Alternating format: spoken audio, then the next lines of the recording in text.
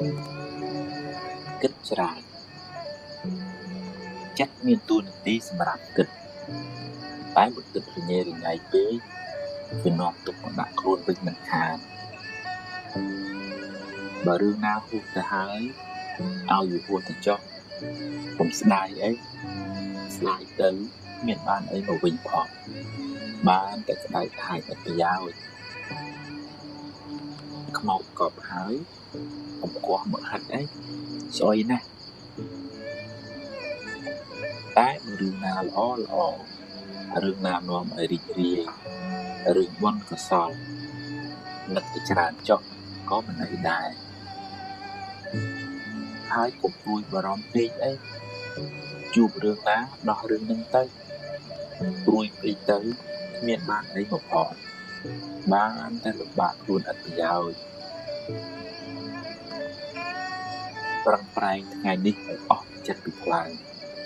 សង្ឃឹមថាថ្ងៃស្អែកនឹងបានល្អតែបើមិនបានល្អទេក៏កុំវល់ម៉ៅអីដោះស្រាយទៅជីវិតគឺចឹងឯងមានអ្នកណាដឹងមុនទេកុំស្មុគពេកអីស្មុគពេកទៅប្រយ័ត្នស្លាប់មុនអាយុ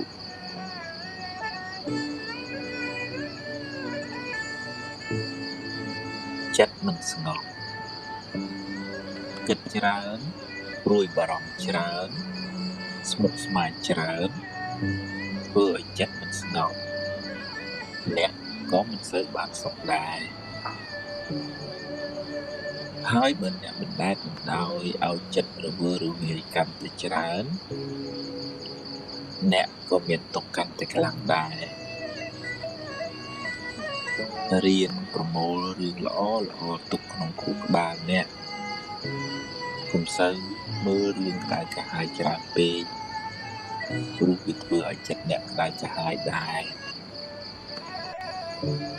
ហើយរឿងណាហួសទៅហើយឲ្យវាហួសទៅចុះកុំស្ដាយអីហើយក៏កុំសូវព្រួយបារម្ភចំពោះរឿងដែលមិនទាន់កើតឡើងពេកដែរព្រោះបើព្រួយពេកទៅវាបានតែបំផ្លាញសេចក្តីសុខក្នុងបច្ចុប្បន្នអស់រលីងជួបរឿងណាប្រឹងដោះរឿងនឹងទៅប្រឹងឲ្យអស់ពីលទ្ធភាពហើយប្រកតាមសមត្ថភាពដែលយើងធ្វើបានទម្លាប់ហាត់ចិត្តកុំឲ្យខឹងកុំឲ្យចំណែនកុំឲ្យជាប់ជំពាក់មុខហែងខ្លាំងពេកអីម្យ៉ាងទៀតកុំផ្ញើសេចក្តីសុខនៅលើរបស់ខាងក្រៅច្រើនពេករៀនផ្ដល់សេចក្តីស្រឡាញ់មានមេត្តាករុណារៀនរីករាយស្រស់ស្រាយរៀនទទួលស្គាល់ការពិតនៃជីវិតចិត្តអ្នកនឹងបានស្ងប់ច្រើនប្រៀបធៀបធ្វើអីខ្សែជីវិតរបស់ម្នាក់នៅលើផែនដីនេះមិនដូចគ្នាទេកុំប្រៀបធៀបគ្នាអីគេជួបរឿងគេយើងជួបរឿងយើងបើជួបរឿងណាប្រឹងដោះរឿងនឹងទៅហើយដោះបានប៉ុណ្ណាសប្បាយចិត្តនឹងប៉ុណ្ណឹងទៅកុំមួម៉ៅអីមានបានអីផងបានទៅកើតទុកថែមប៉ុណ្ណោះតែអ្នកអាចរៀនសូត្រពីគេបានខ្លះដែរអ្វីមិនចេះតែបានតាមចិត្តយើងចង់ទេមិនដឹងថាសាងកម្មអីពីមុនមកគឺជួបរឿងមិនល្អច្រើនបែបនេះទ្រាំទៅហើយប្រឹងសាងល្អពីថ្ងៃនេះទៅកុំអស់សង្ឃឹមកុំស្ដីបន្ទោសថាអំពើល្អមិនឲ្យផលឡើយបើអ្នកព្រោះស្រូវថ្ងៃនេះអ្នកមិនអាចទៅច្រូតថ្ងៃស្អែកបានទេ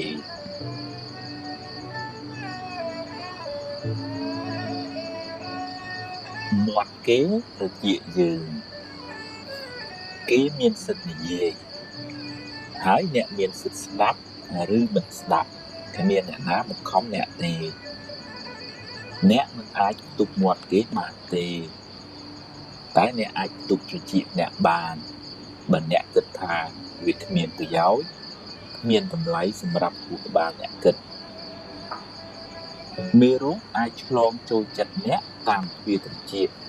បើអ្នកចេះតែយកពាក្យពេចន៍ពីរដងគេមកគិតហើយដេកក្តៅក្រហាយ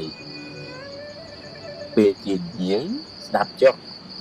តែត្រូវពិចារណាបើវានាំឲ្យចម្រើនចំណេះដឹងនិងគុណធម៌ស្ដាប់ច្រើនចុះតែបើជាពាក្យឌឺដងចង់ឲ្យអ្នកក្តៅក្រហាយទេកុំស្ដាប់អីហើយបើជ្រួលជាស្ដាប់ទៅហើយឆាប់ភ្លេចទៅទុកខួរក្បាលនេះគិតរឿងណាមានប្រយោជន៍វិញយកពាក្យពេចន៍ឌឺដងគេច្រើនមកទុកក្នុងខួរក្បាលអ្នកនឹងសម្បូរមេរោគហើយមិនសូវបានសុខទេបើជាពាក្យដាស់តឿនចង់ឲ្យអ្នកបានល្អអរគុណគេទៅតែបើគេឌឺដងឲ្យអ្នកក្តៅទេកុំក្តៅតាមគេអីកុំផ្ញើសេចក្តីសុខនៅលើបបោមាត់អ្នកដទៃឡើយ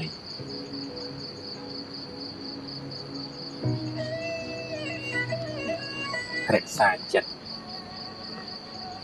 អ្នកហោះហើរទៅណា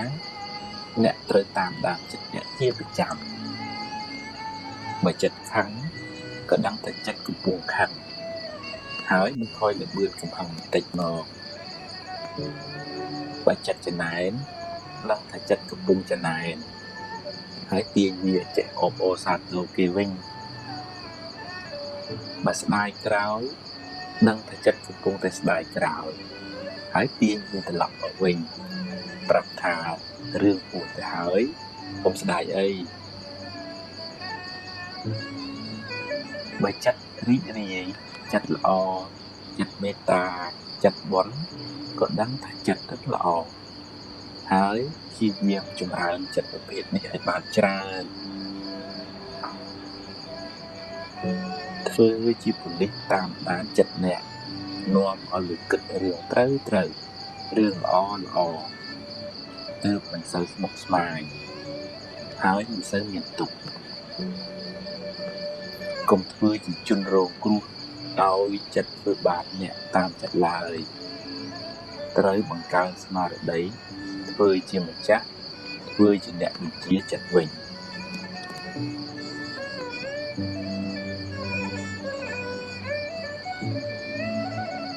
រៀបលះកំហឹងពេលជួបរឿងដែលអ្នកកោះចិត្តកុំឲ្យបញ្ចេញកំហឹងភ្លាមស្ដាប់សិនរកហេតុផលរកដំណោះស្រាយ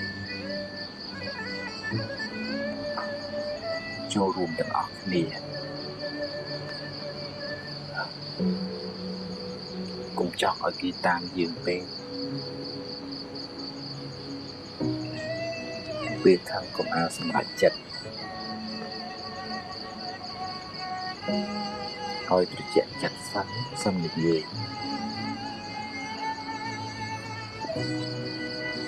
បើគេខុសណែនាំទៅ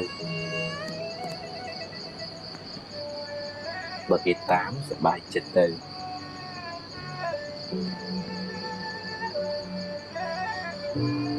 បើគេមិនតាមទេកុំដុតខ្លួនឯងយូរពេក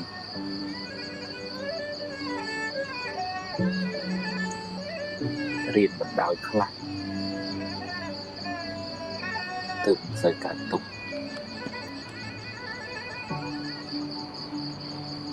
មិនមែនអ្វីចេះតែបានតាមចិត្តទេរៀនទ្រាំរៀនញញឹមទទួលយកការពិតនៃជីវិត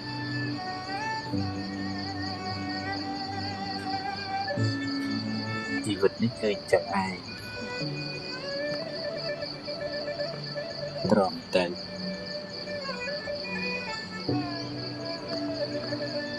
រៀនសម្រាលទុកពីចិត្តអ្នក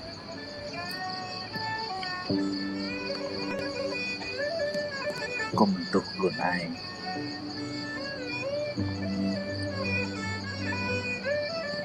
កុំបន្ទោសអ្នកដទៃ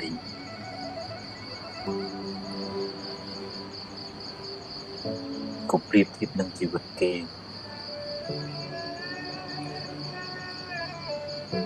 ហ៊ានប្រឈមមុខចំពោះការពិតយល់ថាជីវិតតែមានបញ្ហាកុំមួម៉ៅចំពោះបញ្ហា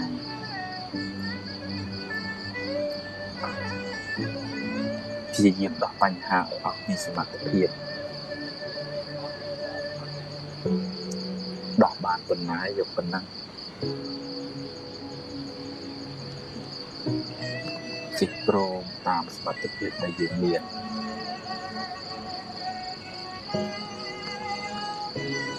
កុំហួសហេតុពេក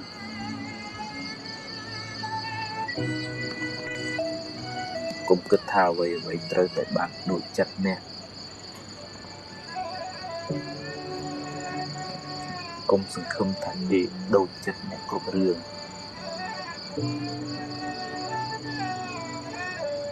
ដោះលែងខ្លួនអ្នកពីអតីតកាល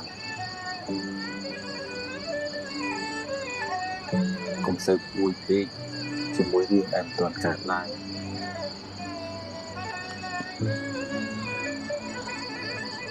រៀនរស់នៅបច្ចុប្បន្នឲ្យបានល្អ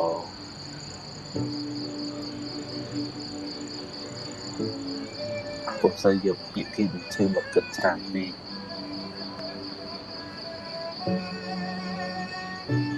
គេមិនបានគ្រប់គ្រាន់ហូបឲ្យបានត្រឹមត្រូវ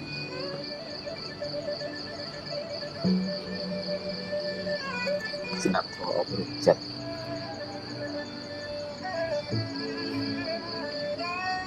រៀនកាប់ចិត្ត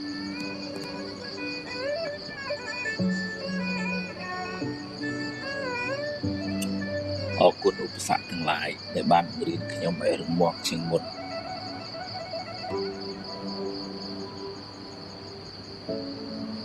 អរគុណភាពបរាជ័យដែលបានប្រាប់ពីចំណុចខ្សោយរបស់ខ្ញុំ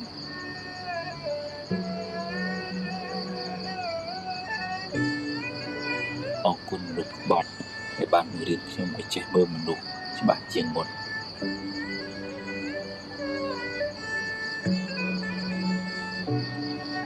អរគុណអ្នកធ្វើឲ្យខ្ញុំខឹងដែលបានបង្រៀនខ្ញុំឲ្យចេះអត់ធន់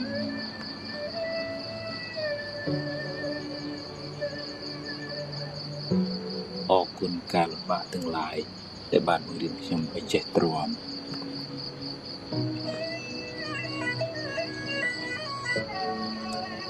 អរគុណភាពក្រខ្សត់ដែលបានបង្រៀនខ្ញុំឲ្យចេះតស៊ូ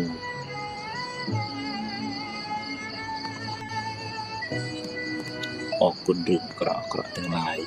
ដែលបានបង្រៀនខ្ញុំឲ្យស្គាល់ពីការពិតនៃជីវិត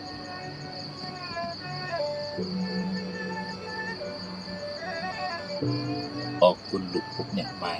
ដែលបានបង្កើតខ្ញុំមក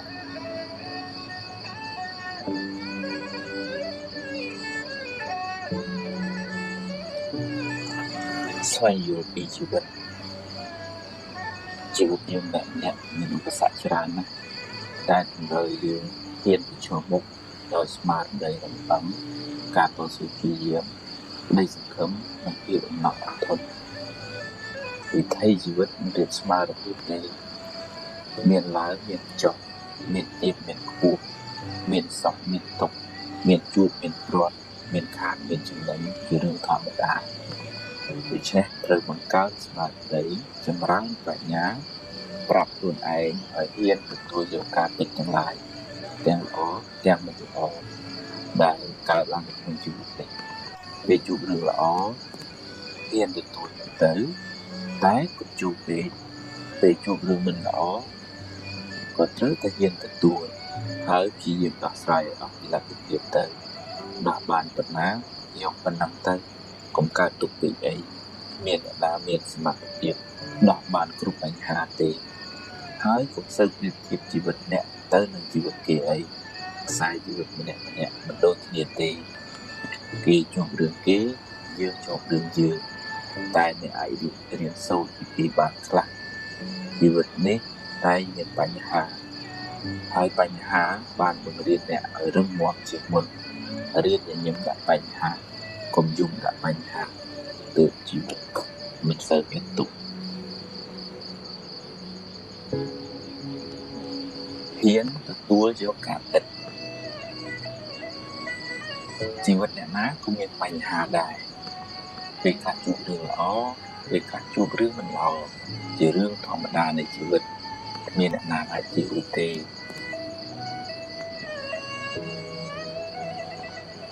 បើជួបរឿងល្អទទួលយកទៅតែកុំអងកុំអួតពេកព្រោះអ្វីមិនទៀងទាត់ទេហើយបើជួបរឿងមិនល្អវិញក៏កុំមួម៉ៅពេកអីជីវិតគឺចឹងឯងពេលខ្លះបានដូចចិត្តពេលខ្លះមិនបានដូចចិត្តទេ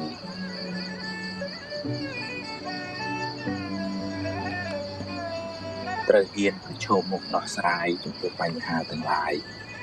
កុំភ័យកុំតក់ស្លុតពេកអីភ័យទៅធ្វើឲ្យរឿងកាន់តែស្មុគស្មាញឡើងបើរឿងអាចដោះស្រាយបានកុំបារម្ភពេកអីដោះស្រាយទៅ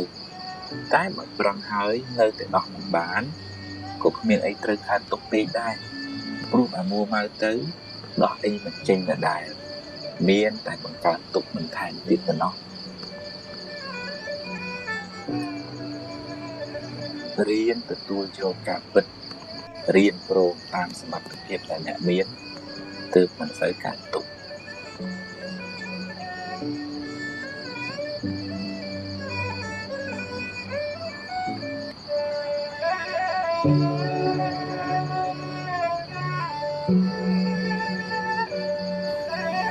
ថ្ងៃនេះមកអានសិភៅអប់រំចិត្តឈានទៅមុខមានអត្ថបទជាច្រើនអត្ថបទទី1និយាយពីអតីតកាលពីរប្រភេទបើជារឿងល្អរឿងបុណ្យកុសលអ្នកអាចរំលឹកវាឡើងវិញដើម្បីឲ្យចិត្តបានជ្រះថ្លាម្ដងទៀតតែបើជារឿងមិនល្អអ្នកអាចយកវាជាមូលដ្ឋាននៃការប្រុងប្រយ័ត្នលើកក្រោយហើយអនុញ្ញាតឲ្យវាកន្លងទៅកុំស្ដាយអីរំលឹកវាញឹកទៅនាំតែក្តៅក្រហាយចិត្តអញ្ចឹងរឿងពីអតីតឬក៏ក្នុងធម៌លោកហៅអារម្មណ៍ពីអតីតហ្នឹងបើវាជារឿងបុណ្យកុសលគឺទានថ្វាយគុំម៉ែថ្វាយគុំឪបានជួយសង្គ្រោះអ្នកនេះអ្នកនោះអាហ្នឹងយើងរំលឹកលើកនៅក្នុងធម៌លោកហៅថាអបរាបរៈចេតនាមានន័យថាចេតនាសប្បាយចិត្តនឹងបុណ្យដែលធ្វើកន្លងផុតទៅហើយឧទាហរណ៍ទៅធ្លាប់ធ្វើផ្លូវធ្លាប់ធ្វើស្ពានធ្លាប់ដាក់បាតលោកអីចឹងទៅសប្បាយចិត្តណាកាលនោះសប្បាយចិត្តមែនហ្នឹងចិត្តហ្នឹងវាស្រស់វារីករាយម្ដងទៀតហើយបានបុណ្យម្ដងទៀតហ្នឹងប៉ុន្តែបើផ្ទុយទៅវិញណាបើឧទាហរណ៍ទៅអ្នកនេះនិយាយដើមអ្នកនេះធ្វើអីមិនត្រូវចិត្តចឹងយើងរំលឹកលោកទៅវាក្តៅក្រហាយអាហ្នឹងតើយើងប្រញាប់ដូរចិត្តដូរអារម្មណ៍ហើយគិតថាវាជារឿងផលបាបចាស់ទៅចុះឲ្យវាហួសទៅនឹងអត្ថបទទី1និយាយពីអតីតកាលពីរប្រភេទអត្ថបទមួយទៀតនេះនិយាយពីនៅសល់ថាបើអ្នកបាត់បង់អ្វីស្ទើរអស់ពីខ្លួនយ៉ាងហោចណាស់អ្នកនៅសល់ជីវិតនៅមានថ្ងៃនេះនិងថ្ងៃស្អែកសម្រាប់រស់បន្តថ្ងៃបានលិចបាត់ទៅហើយអតីតកាលបានកន្លងហួសទៅហើយអនុញ្ញាតឲ្យវាទៅចុះព្រោះបើមិនព្រមក៏វាបាត់ទៅហើយរៀបទទួលស្គាល់ការពិតរួចធ្វើដំណើរទៅមុខទៀតបើថាយើងបាត់បង់ទ្រព្យបាត់បង់ញាតិជាទីស្រឡាញ់ភរិយាស្វាមីអីចឹងចាស់យ៉ាងហោចយើងនៅមានជីវិតដែរបើនិយាយដោយចំពោះដោយនៅក្នុងធម៌ទៅអតីតកាលគឺហើយរលត់បាត់ហើយអត់មានទេហ ហើយអនាគតកាលក៏អត់មានដែរអ្វីដែលមានហ្នឹងគឺបច្ចុប្បន្នហ្នឹងទេហើយបច្ចុប្បន្នហ្នឹងក៏មិនទៀងទៅទៀតវារលត់ទៅហើយប៉ុន្តែបើយើងវល់អង្គុយស្ដាយកើតទុកមិនសុខចិត្តអាហ្នឹងយើងអោបពិសោធន៍រឿងមិនល្អនៅក្នុងចិត្តដូចអោបភ្លើងអញ្ចឹងទោះជាបាត់អីក៏យើងនៅសល់ជីវិតបើយើងតាំងចិត្តថាចាប់ផ្ដើមសារជាថ្មីគុំខ្មាស់គុំអៀនអ្នកណាថាអីថាជីវិតខ្ញុំផឹងអាហ្នឹងយើងទៅមុខបានឆ្ងាយយើងស្រាលខ្លួនតើរៀនទូស្គាល់ថាពិតថាជីវិតហ្នឹងអញ្ចឹងខ្ញុំជួបឬខ្ញុំគេជួបរឿងគេហើយมันអាចដូចគ្នាទេជីវិតហ្នឹងថ្ងៃហ្នឹងថ្មអានសិភៅឈានទៅមុខបន្តត្រូវអប់រំចិត្តដល់អត្ថបទមួយនិយាយពីមេរៀនបើអ្នកសម្រេចចិត្តខុសចាត់ទុកថាជាបទពិសោធន៍ជាមេរៀនសម្រាប់ថ្ងៃក្រោយគ្មានអ្នកណាមិនធ្លាប់ខុសទេក្មេងធ្លាប់ដួលរាប់សដងតម្រាំចេះដើររឿងមិនល្អធ្វើឲ្យអ្នកជឿចាប់តែវាជួយអ្នកឲ្យមើលបញ្ហាបានច្បាស់ជាងមុនស្គាល់មនុស្សប្រកបជាងមុនអានឹងវាធម្មតាអ្នកណាក៏ធ្លាប់ខុសដែរប្រៀបដូចថាក្មេងជីកោះដួលអញ្ចឹងដួលឲ្យងើបរហូតវាចេះជីមែនតើអង្គលីមៀធ្លាប់ធ្វើអំពើខុសឆ្គងធ្ងន់ធ្ងរមែនតើប៉ុន្តែលោកបានទទួលឱវាទពីពុទ្ធហើយកែប្រែកំហុសបានក្លាយទៅជាព្រះអរហន្តអញ្ចឹងយើងរកសិក្ខាយើងជួបមនុស្សមិនល្អគេបោកប្រាស់អីចឹងទៅអានោះជីវិតហ្នឹងវាអញ្ចឹងវាមានពេលខ្លះបាបឲ្យផលជួបរឿងមិនល្អអញ្ចឹងតើតែយើងចាត់ទុកថាហ្នឹងជាមេរៀនជីវិតហើយធ្វើឲ្យយើងប្រយ័ត្នប្រយែងថ្ងៃក្រោយមុននឹងជឿពិចារណាឲ្យច្បាស់ហើយមានបញ្ហាកុំឲ្យសម្រេចចិត្តលឿនពេកទាំងកំហឹងអាហ្នឹងនាំឲ្យមានកំហុសមានវិបត្តិសារៈអត្ថបទមួយទៀតនិយាយពីបាបចាស់តាមច្បាប់កម្មផលយើងម្នាក់សុទ្ធតែធ្លាប់សាងបាបកម្មខ្លះពីអតីតជាតិមកពេលបាបចាស់ឲ្យផលក៏ជួបរឿងមិនល្អជួបបញ្ហាទោះខំរត់ទៅណាក៏រត់មិនរួចសូម្បីព្រះពុទ្ធក៏មានបាបតាមឲ្យផលដែររឿងមិនល្អជាផលនៃបាបចាស់រីឯភាពមួម៉ៅក្តៅក្រហាយជាបាបថ្មីដែលធ្វើឲ្យរឿងកាន់តែអាក្រក់ឡើងហ្នឹងបើយើងនិយាយពីច្បាប់កម្មផលយើងគឺសុទ្ធតែធ្លាប់ធ្វើបាបខ្លះធ្វើបុណ្យខ្លះពេលខ្លះបុណ្យឲ្យផលជួបរឿងល្អទៅពេលបាបឲ្យផលរកស៊ីខាតទៅគ្រោះថ្នាក់ចរាចរណ៍ទៅគេបោកអីចឹងទៅអាហ្នឹងវាមានពេលដែលបាបឲ្យផលអញ្ចឹងហើយបើក្នុងពុទ្ធសាសនាមិនដែរតែរឿងបាបកម្មហ្នឹងធ្វើឲ្យរតនាក៏រត់លួចទៅកដាលសមុទ្រទៅលើអាកាសទៅកោចូលក្នុងរូងភ្នំក៏បាបហ្នឹងតាមឲ្យផលតលទៅបានសូម្បីតែពុទ្ធក៏ដោយអញ្ចឹងយើងកំណត់ដឹងអញ្ចឹងទៅថាហ្នឹងណាយើងមានបាបកម្មចាស់ខ្លះជួបឲ្យដោះស្រាយហើយទៅមុខទៀតកុំសំពីសំពងអាហ្នឹងទើបមិនសូវធ្ងន់ណាអត្ថបទមួយទៀតនេះនិយាយពីជំពាក់គេមកសេរីអត្ថបទនេះសិតតែនិយាយពីកម្មផលជំពាក់កម្មគេដល់ពេលត្រូវសងវិញដំណើរក្នុងវដ្តសង្សារនេះមិនដឹងថាអ្នកធ្លាប់ជំពាក់កម្មពីអ្នកណាខ្លះដល់ពេលវេលាសមធួអ្នកត្រូវទូទាត់កម្មឲ្យគេវិញហើយថែមទាំងឲ្យការគេផងអានឹងដូចខ្ចីដូចធនាគារចឹងនៅតែឲ្យការគេថែមពេលបាបឲ្យផលរួចហើយកម្លាំងបាបនោះក៏ធូរស្បើយខ្លះដែរតែបើអ្នកកើតទុកមួម៉ៅនឹងរឿងអាក្រក់នោះបាបនោះនឹងកើនកម្លាំងថែមឡើងវិញក្នុងអត្ថបទហ្នឹងចង់និយាយពី đối với bà bậc cắm dương lọp lùi khi mà đòn dương lọp sầm lấp à qua chỉ vật khi mà đòn đập về phò mà vĩnh đôi dương giờ đồn tự đâm chứ mẹ ban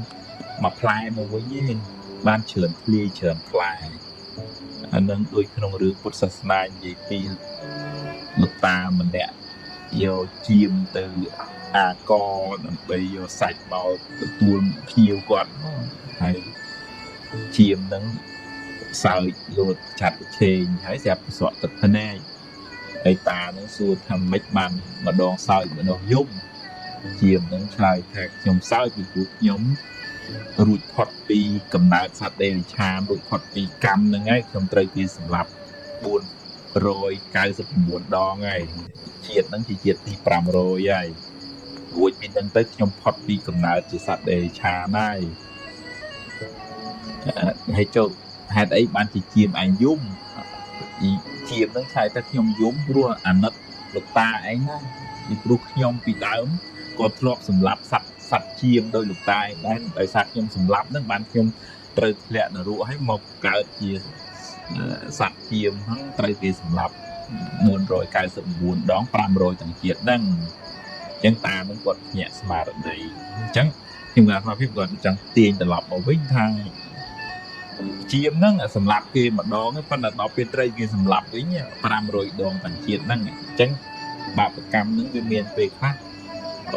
ឲ្យផលអញ្ចឹងហើយឲ្យផលពេលខ្លះទួនគ្នា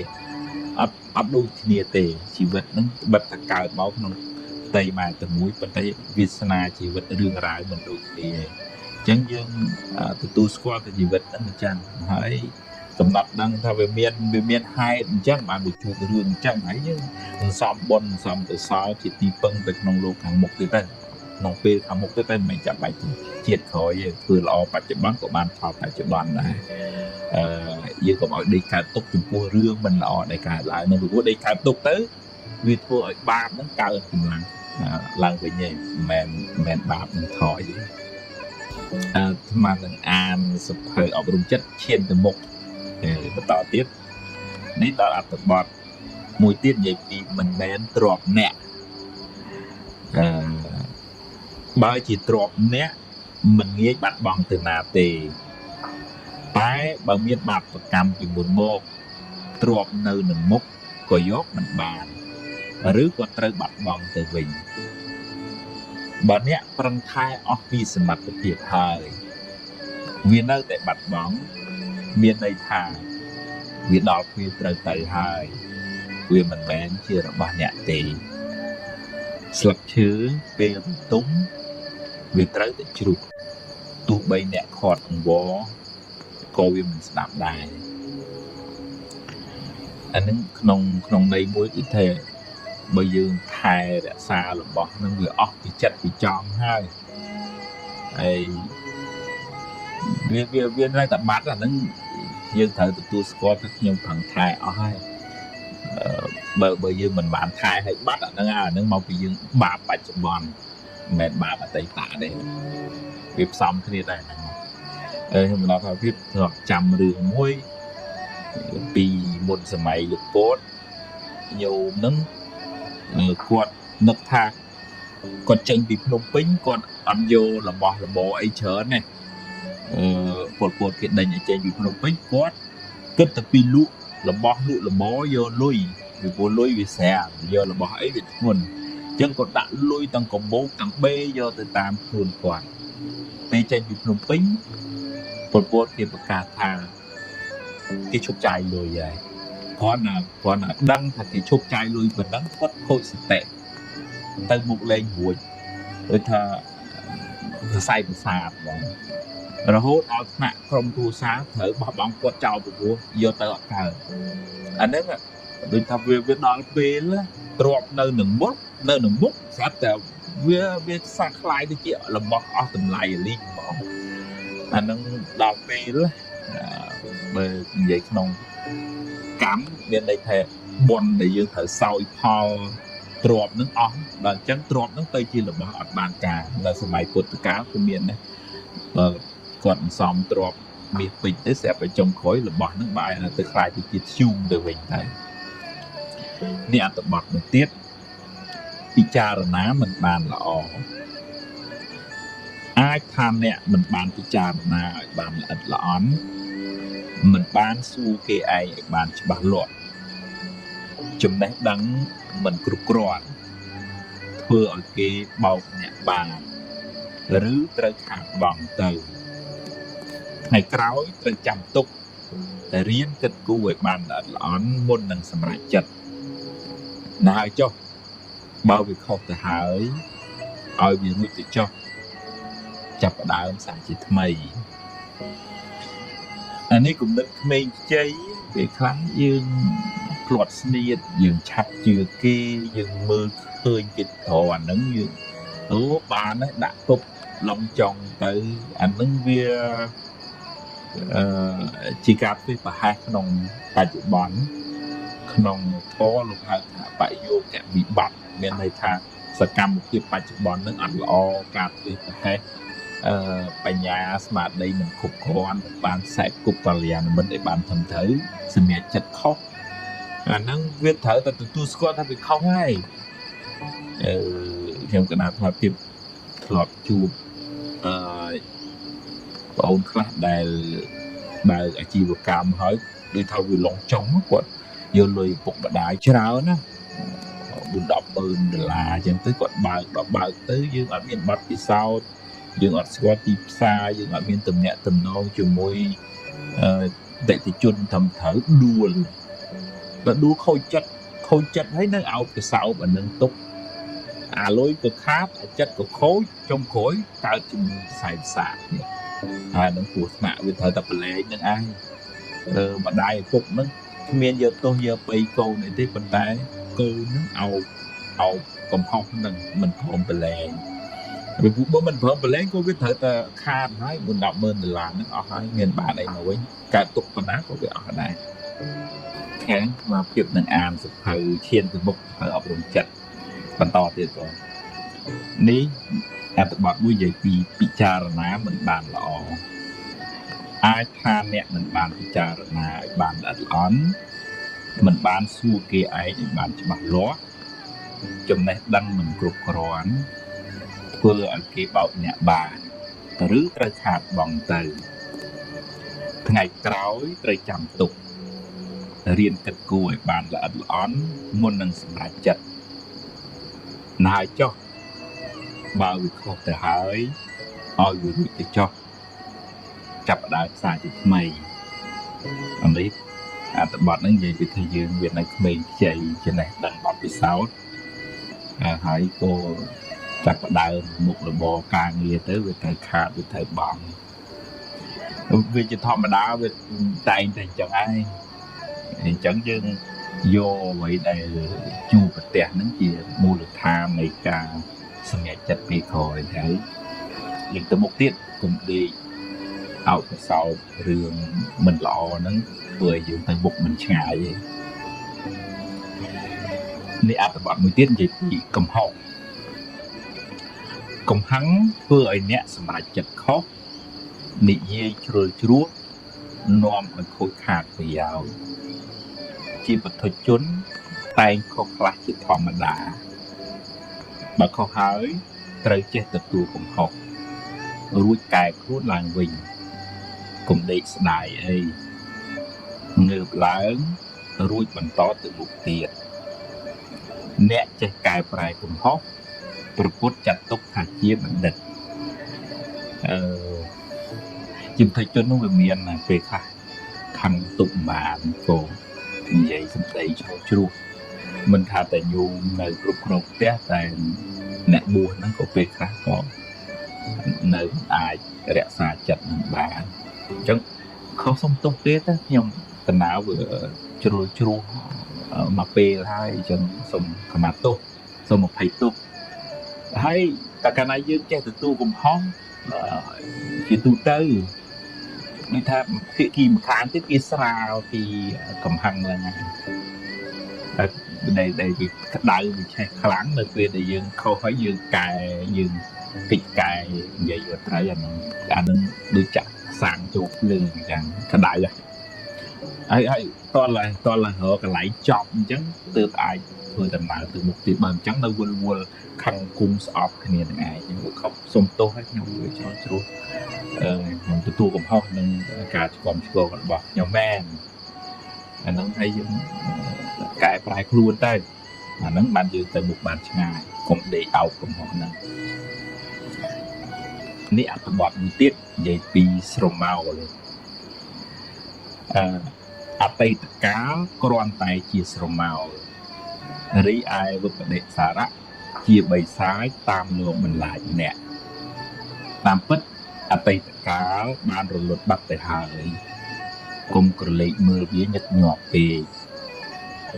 បើមានពេលខ្លះវាមកលងអ្នកត្រូវកំណត់ដឹងថាវាជាបិសាចទេវាមិនមែនជាមិត្តអ្នកទេហើយខ្លះចិត្តដូរអារម្មណ៍មកគិតរឿងផ្សេងធ្វើរឿងថ្មីជជែករឿងថ្មីលទ្ធផលក៏បានថ្មីដែរនៅក្នុងធម៌ដូចជាមួយនឹងការអប់រំទូទៅដែរខណៈចិត្តដែលរលត់ទៅគឺបាត់ហើយជាចិត្តក្នុងអតីតលែងមានទៀតហើយប៉ុន្តែការក្តៅក្រហាយក៏ប្រចាំក្នុងភាសាអភិធម្មភាសាយើងប្រើរាល់ថ្ងៃហើយវិបដិសារៈឬវិបដិសារីយើងធ្លាប់ដឹងមកអានឹងវាមកតាមអុចយើងឲ្យក្តៅហើយអ្នកដែលមិនបានធ្វើទុកចិត្តថៃទំនោបគិតទៅពីក្តៅក្រហាយតែប៉ុន្តែរឿងហ្នឹងវាហួសហើយដែរបើវាមកម្លងម្ដងកំណត់ដឹងថាអូក៏បច្ចៈនឹងវិបដិសារៈហ្នឹងវាជាខ្មោចទេមិនមែនជាមិត្តដែលយើងត្រូវដេកអោបទេតែក៏ដូរអារម្មណ៍មកគិតរឿងថ្មីនិយាយរឿងថ្មីធ្វើរឿងថ្មីលទ្ធផលក៏បានថ្មីដែរនេះអត្ថបទមួយទៀតនិយាយពីទោសនៃសង្សារវដ្តអវិជ្ជាធ្វើឲ្យមនុស្សសត្វវិលវល់ក្នុងវដ្តសង្សារនឹងនាំឲ្យធ្វើអំពើខុសឆ្គងដោយកាយវាចាចិត្តបើត្រូវដាក់កំហុសត្រូវដាក់ទោសលើវដ្តសង្សារដែលធ្វើឲ្យសត្វលោកវង្វេងចូលខំប្រឹងសន្សំបុណ្យកុសលដើម្បីជាយាមឲ្យបានរួចផុតពីទុក្ខក្នុងសង្សារវដ្តហើយនឹងក្នុងធម៌ជ្រៅទៅតែអ្នកដែលគ្រប់គ្រងសង្សារវដ្តទេអវិជ្ជានោះវាជាមេនៃសេចក្តីទុក្ខគ្រប់បែបយ៉ាងហើយវាពវល់យើងឲ្យជេរឲ្យលួចឲ្យឆក់ឲ្យប្លន់អីទាំងអស់ហ្នឹងហើយទោសហ្នឹងគឺទោសអវិជ្ជាដែលជាអ្នកគ្រប់គ្រងសង្សារវដ្តហ្នឹងអញ្ចឹងព្យាយាមសំបន់សំបញ្ញាដើម្បីជាស្ពានជាស្បៀងធ្វើដំណើរចេញឲ្យផុតពីសង្សារវដ្តហ្នឹងគិតច្រើនចិត្តមានតួនាទីសម្រាប់គិតតែបើគិតរញ៉េរញ៉ៃពេកវានាំទុកមកដាក់ខ្លួនវិញមិនខានបើរឿងណាហួសទៅហើយឲ្យវាហួសទៅចុះបំស្ដាយអីស្ដាយទៅមានបានអីទៅវិញផងបានតែក្តៅហើយអត់ប្រយោជន៍ខ្មោចកប់ហើយកុំកោះមកហាត់អីស្រួយណាស់តែរឿងណាល្អរឿងណានាំឲ្យរីករាយរឿងបុណ្យកុសលនឹកឲ្យច្រើនចុះក៏មិនអីដែរហើយកុំព្រួយបារម្ភពេកអីជួបរឿងណាដោះរឿងនឹងទៅព្រួយពេកទៅមានបានអីក៏ផងបានតែលំបាកខ្លួនអត់ប្រយោជន៍ប្រឹងប្រែងថ្ងៃនេះឲ្យអស់ពីចិត្តពីខ្លាំងសង្ឃឹមថាថ្ងៃស្អែកនឹងបានល្អតែបើមិនបានល្អទេក៏កុំមួម៉ៅអីដោះស្រាយទៅជីវិតគឺចឹងឯងមានអ្នកណាដឹងមុនទេកុំស្មុគពេកអីស្មុគពេកទៅប្រយ័ត្នស្លាប់មុនអាយុ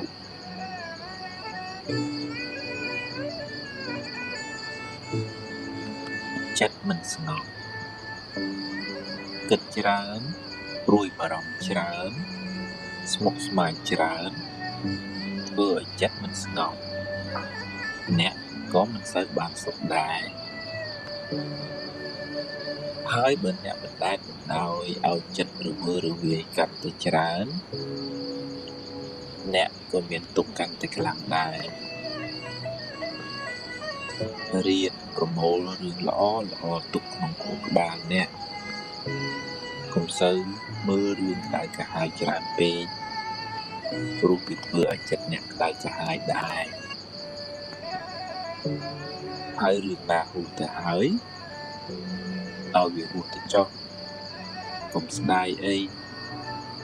ហើយក៏កុំសូវព្រួយបារម្ភចំពោះរឿងដែលមិនទាន់កើតឡើងពេកដែរព្រោះបើព្រួយពេកទៅវាបានតែបំផ្លាញសេចក្តីសុខក្នុងបច្ចុប្បន្នអស់រលីងជួបរឿងណាប្រឹងបោះរឿងនឹងទៅប្រឹងឲ្យអស់ពីលទ្ធភាពហើយរកតាមសមត្ថភាពដែលយើងធ្វើបានទម្លាប់ហាត់ចិត្តកុំឲ្យខឹងកុំឲ្យចំណែនកុំឲ្យជាប់ជំពាក់ហួងហែងខ្លាំងពេកអីតែយ៉ាងទៀតកុំផ្ញើសេចក្តីសុខនៅលើរបស់ខាងក្រៅច្រើនពេករៀនដល់សេចក្តីស្រឡាញ់មានមេត្តាករុណារៀនរីករាយស្រស់ស្រាយ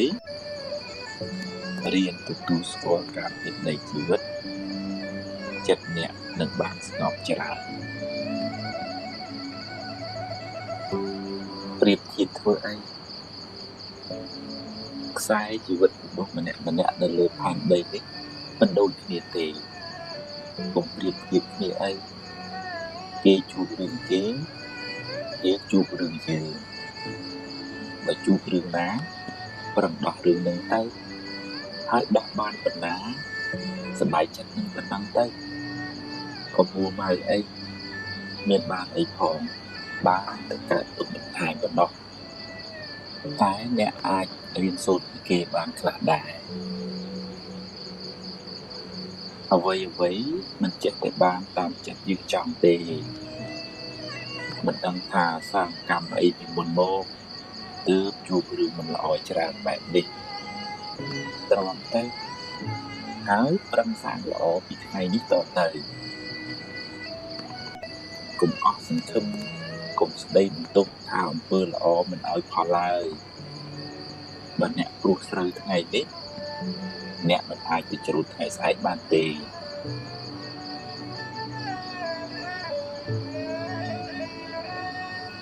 មាត់គេរជាយើងគេមានសិទ្ធិនិយាយហើយអ្នកមានសិទ្ធិស្ដាប់ឬមិនស្ដាប់គ្មានអ្នកណាបង្ខំអ្នកទេអ្នកមិនអាចទប់មាត់គេបានទេតែអ្នកអាចទប់ត្រចៀកអ្នកបានបើអ្នកគិតថាវាគ្មានប្រយោជន៍គ្មានតម្លៃសម្រាប់ខួរក្បាលអ្នកគិតមេរោគអាចឆ្លងចូលចិត្តអ្នកតាមទ្វារត្រចៀកបើអ្នកចេះតែយកពាក្យពេចន៍ទីដងគេមកគិតហើយដេកក្តៅក្រហាយពេលគេនិយាយស្ដាប់ចុះតែត្រូវពិចារណាបើវានាំឲ្យចម្រើនចំណេះដឹងនិងគុណធម៌ស្ដាប់ឲ្យច្រើនចុះតែបើជាពាក្យឌឺដងចង់ឲ្យអ្នកក្តៅក្រហាយទេកុំស្ដាប់អីហើយបើជ្រុលជាស្ដាប់ទៅហើយឆាប់ភ្លេចទៅទុកខួរក្បាលនេះ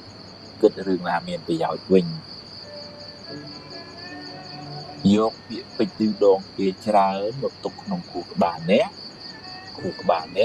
នឹងសម្បូរមេរោគហើយមិនសូវបានសុខទេ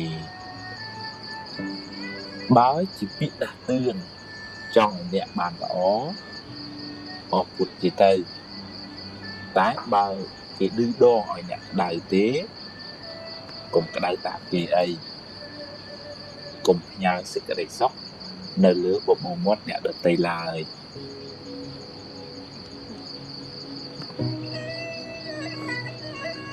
រក្សាចិត្តអ្នកហោះហើរទៅណា អ្នកត្រូវតាមដានចិត្តអ្នកជាប្រចាំ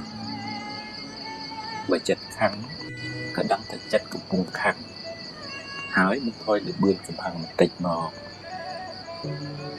បើចិត្តចំណែនដឹងថាចិត្តកំពុងចំណែនហើយទាញវាចេះអបអរសាទរគេវិញបើស្ដាយក្រោយដឹងថាចិត្តកំពុងតែស្ដាយក្រោយហើយទាញវាត្រឡប់មកវិញប្រាប់ថារឿងហួសទៅហើយកុំស្ដាយអីបើចិត្តរីករាយចិត្តល្អចិត្តមេត្តាចិត្តបុណ្យក៏ដឹងថាចិត្តនឹងល្អហើយព្យាយាមចម្រើនចិត្តប្រភេទនេះឲ្យបានច្រើនធ្វើជាពនិចតាមបានចិត្តអ្នកនាំឲ្យលើគិតរឿងត្រូវរឿងល្អទើបមិនសូវស្មុគស្មាញហើយមិនសូវមានទុក្ខកុំធ្វើជាជនរងគ្រោះឲ្យចិត្តធ្វើបាបអ្នកតាមចិត្តឡើយត្រូវបង្កើនស្មារតីធ្វើជាម្ចាស់ធ្វើជាអ្នកបញ្ជាចិត្តវិញ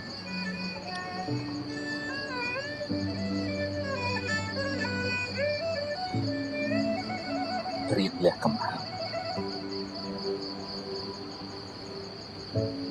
ពេលជួបរឿងដែលអ្នកទាស់ចិត្តកុំឲ្យបញ្ចេញកំហឹងភ្លាមស្ដាប់សិនរកហេតុផល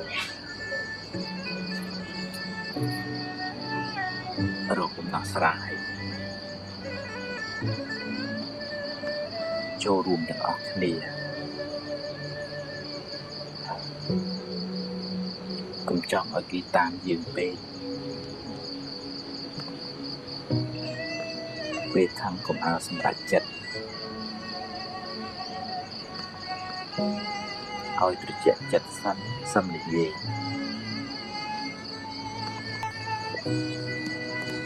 បើគេខុសណែនាំទៅបើគេតាមសប្បាយចិត្តទៅ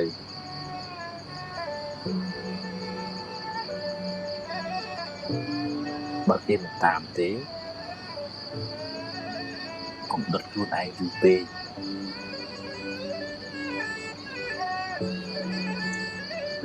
រៀនបណ្ដោយខ្លះទើបមិនសូវកើតទុក្ខមិនមែនអ្វីចេះតែបានតាមចិត្តទេរៀនទ្រាំរៀនញញឹមទទួលយកការពិតនៃជីវិត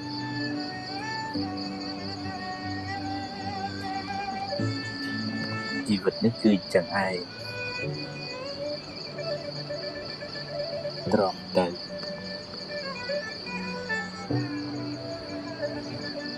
រៀនសម្រាប់ទុកពីចិត្តអ្នក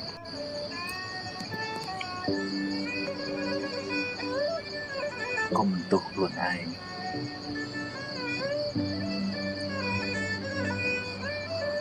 កុំទោសអ្នកដទៃ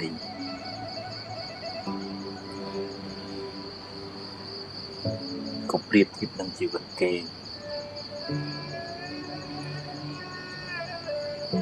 ហ៊ានប្រឈមមុខចំពោះការពិតយល់ថាជីវិតតែមានបញ្ហាកុំមួម៉ៅចំពោះបញ្ហា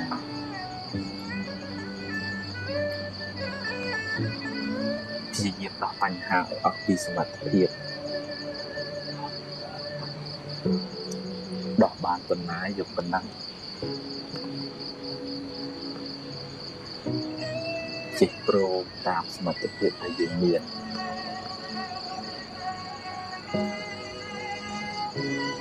កុំហួសហេតុពេក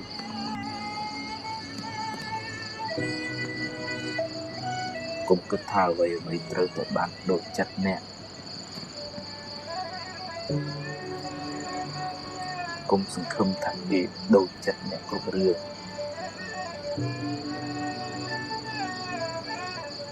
ដោះលែងខ្លួនអ្នកពីអតីតកាល កុំសើពួយពេកជាមួយរឿងដែលមិនទាន់កើតឡើង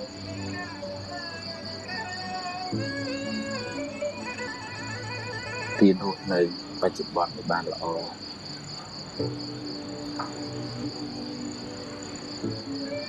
កុំសូវយកពាក្យគេបញ្ឈឺមកគិតច្រើនពេក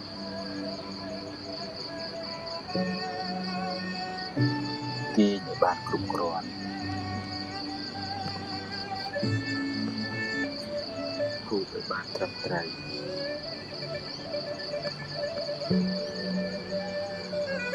ស្ដាប់ធម៌អប់រំចិត្ត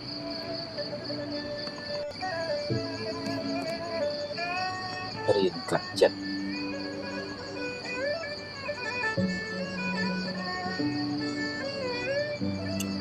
អរគុណឧបសគ្គទាំងឡាយដែលបានរៀនខ្ញុំឲ្យរំលាស់ជាងមុន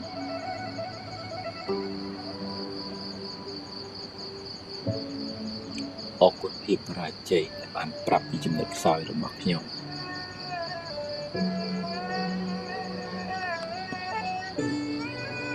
អរគុណលោកក្បត់ដែលបានបង្រៀនខ្ញុំឲ្យចេះមើលមនុស្សច្បាស់ជាងមុន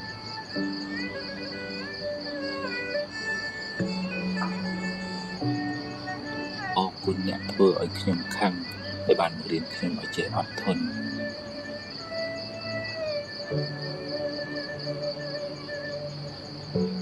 អរគុណការលំបាកទាំងឡាយ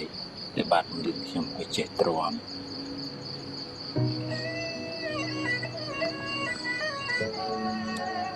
អរគុណភាពក្រខ្សត់ដែលបានបង្រៀនខ្ញុំឲ្យចេះតស៊ូ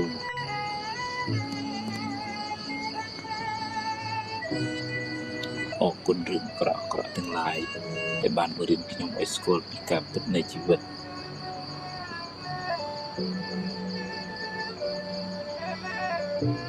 អរគុណលោកពុកអ្នកម៉ែដែលបានបង្កើតខ្ញុំមក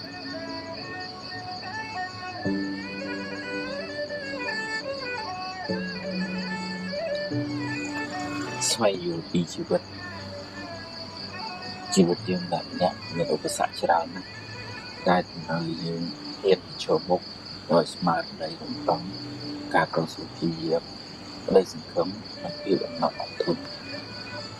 វិថីជីវិតមិនរៀបស្មើរហូតទេមានឡើងមានចុះមានទាបមានខ្ពស់មានសុខមានទុក្ខមានជួបមានព្រាត់មានខាតមានចំណេញជារឿងធម្មតាដូច្នេះត្រូវបង្កើនស្មារតីចម្រើនប្រាជ្ញាប្រាប់ខ្លួនឯងឲ្យហ៊ានទទួលយកការពិតទាំងឡាយទាំងល្អទាំងមិនល្អដែលកើតឡើងក្នុងជីវិតនេះពេលជួបរឿងល្អ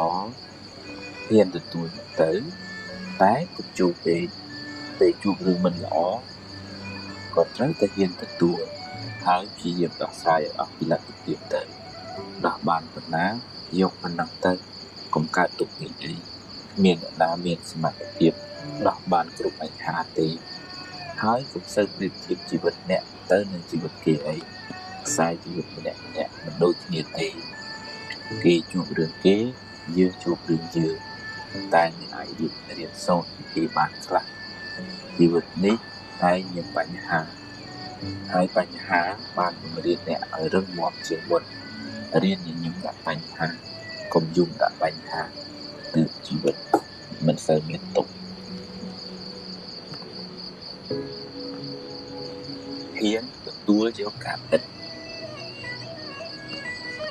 ជីវិតអ្នកណាក៏មានបញ្ហាដែរពេលខ្លះជួបរឿងល្អពេលខ្លះជួបរឿងមិនល្អជារឿងធម្មតានៃជីវិតគ្មានអ្នកណាអាចជឿទេ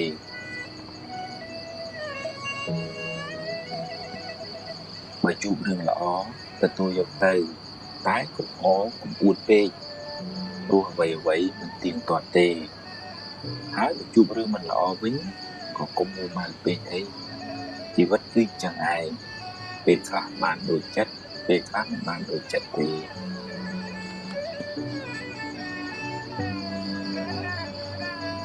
ត្រូវហ៊ានប្រឈមមុខដោះស្រាយចំពោះបញ្ហាទាំងឡាយ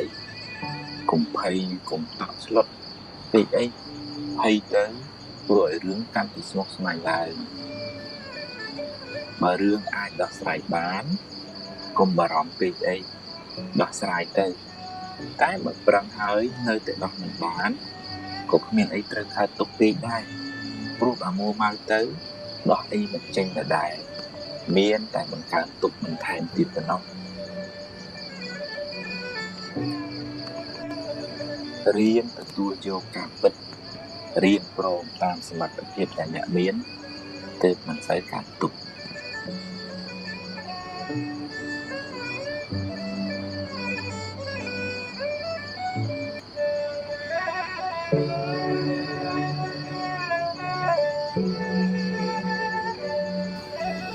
ថ្ងៃនេះបានអានសិភៅអប់រំចិត្តឈានទៅមុខមានអត្ថបទជាច្រើនអត្ថបទទី1និយាយពីអតីតកាលពីរប្រភេទបើជារឿងល្អរឿងបុណ្យកុសលអ្នកអាចរំលឹកវាឡើងវិញដើម្បីឲ្យចិត្តបានជ្រះថ្លាម្ដងទៀតតែបើជារឿងមិនល្អអ្នកអាចយកវាជាមូលដ្ឋាននៃការប្រុងប្រយ័ត្នលើក្រោយហើយអនុញ្ញាតឲ្យវាកន្លងទៅកុំស្ដាយអីរំលឹកវាញឹកញឹកទៅនាំតែក្តៅក្រហាយចិត្តអញ្ចឹងរឿងពីអតីត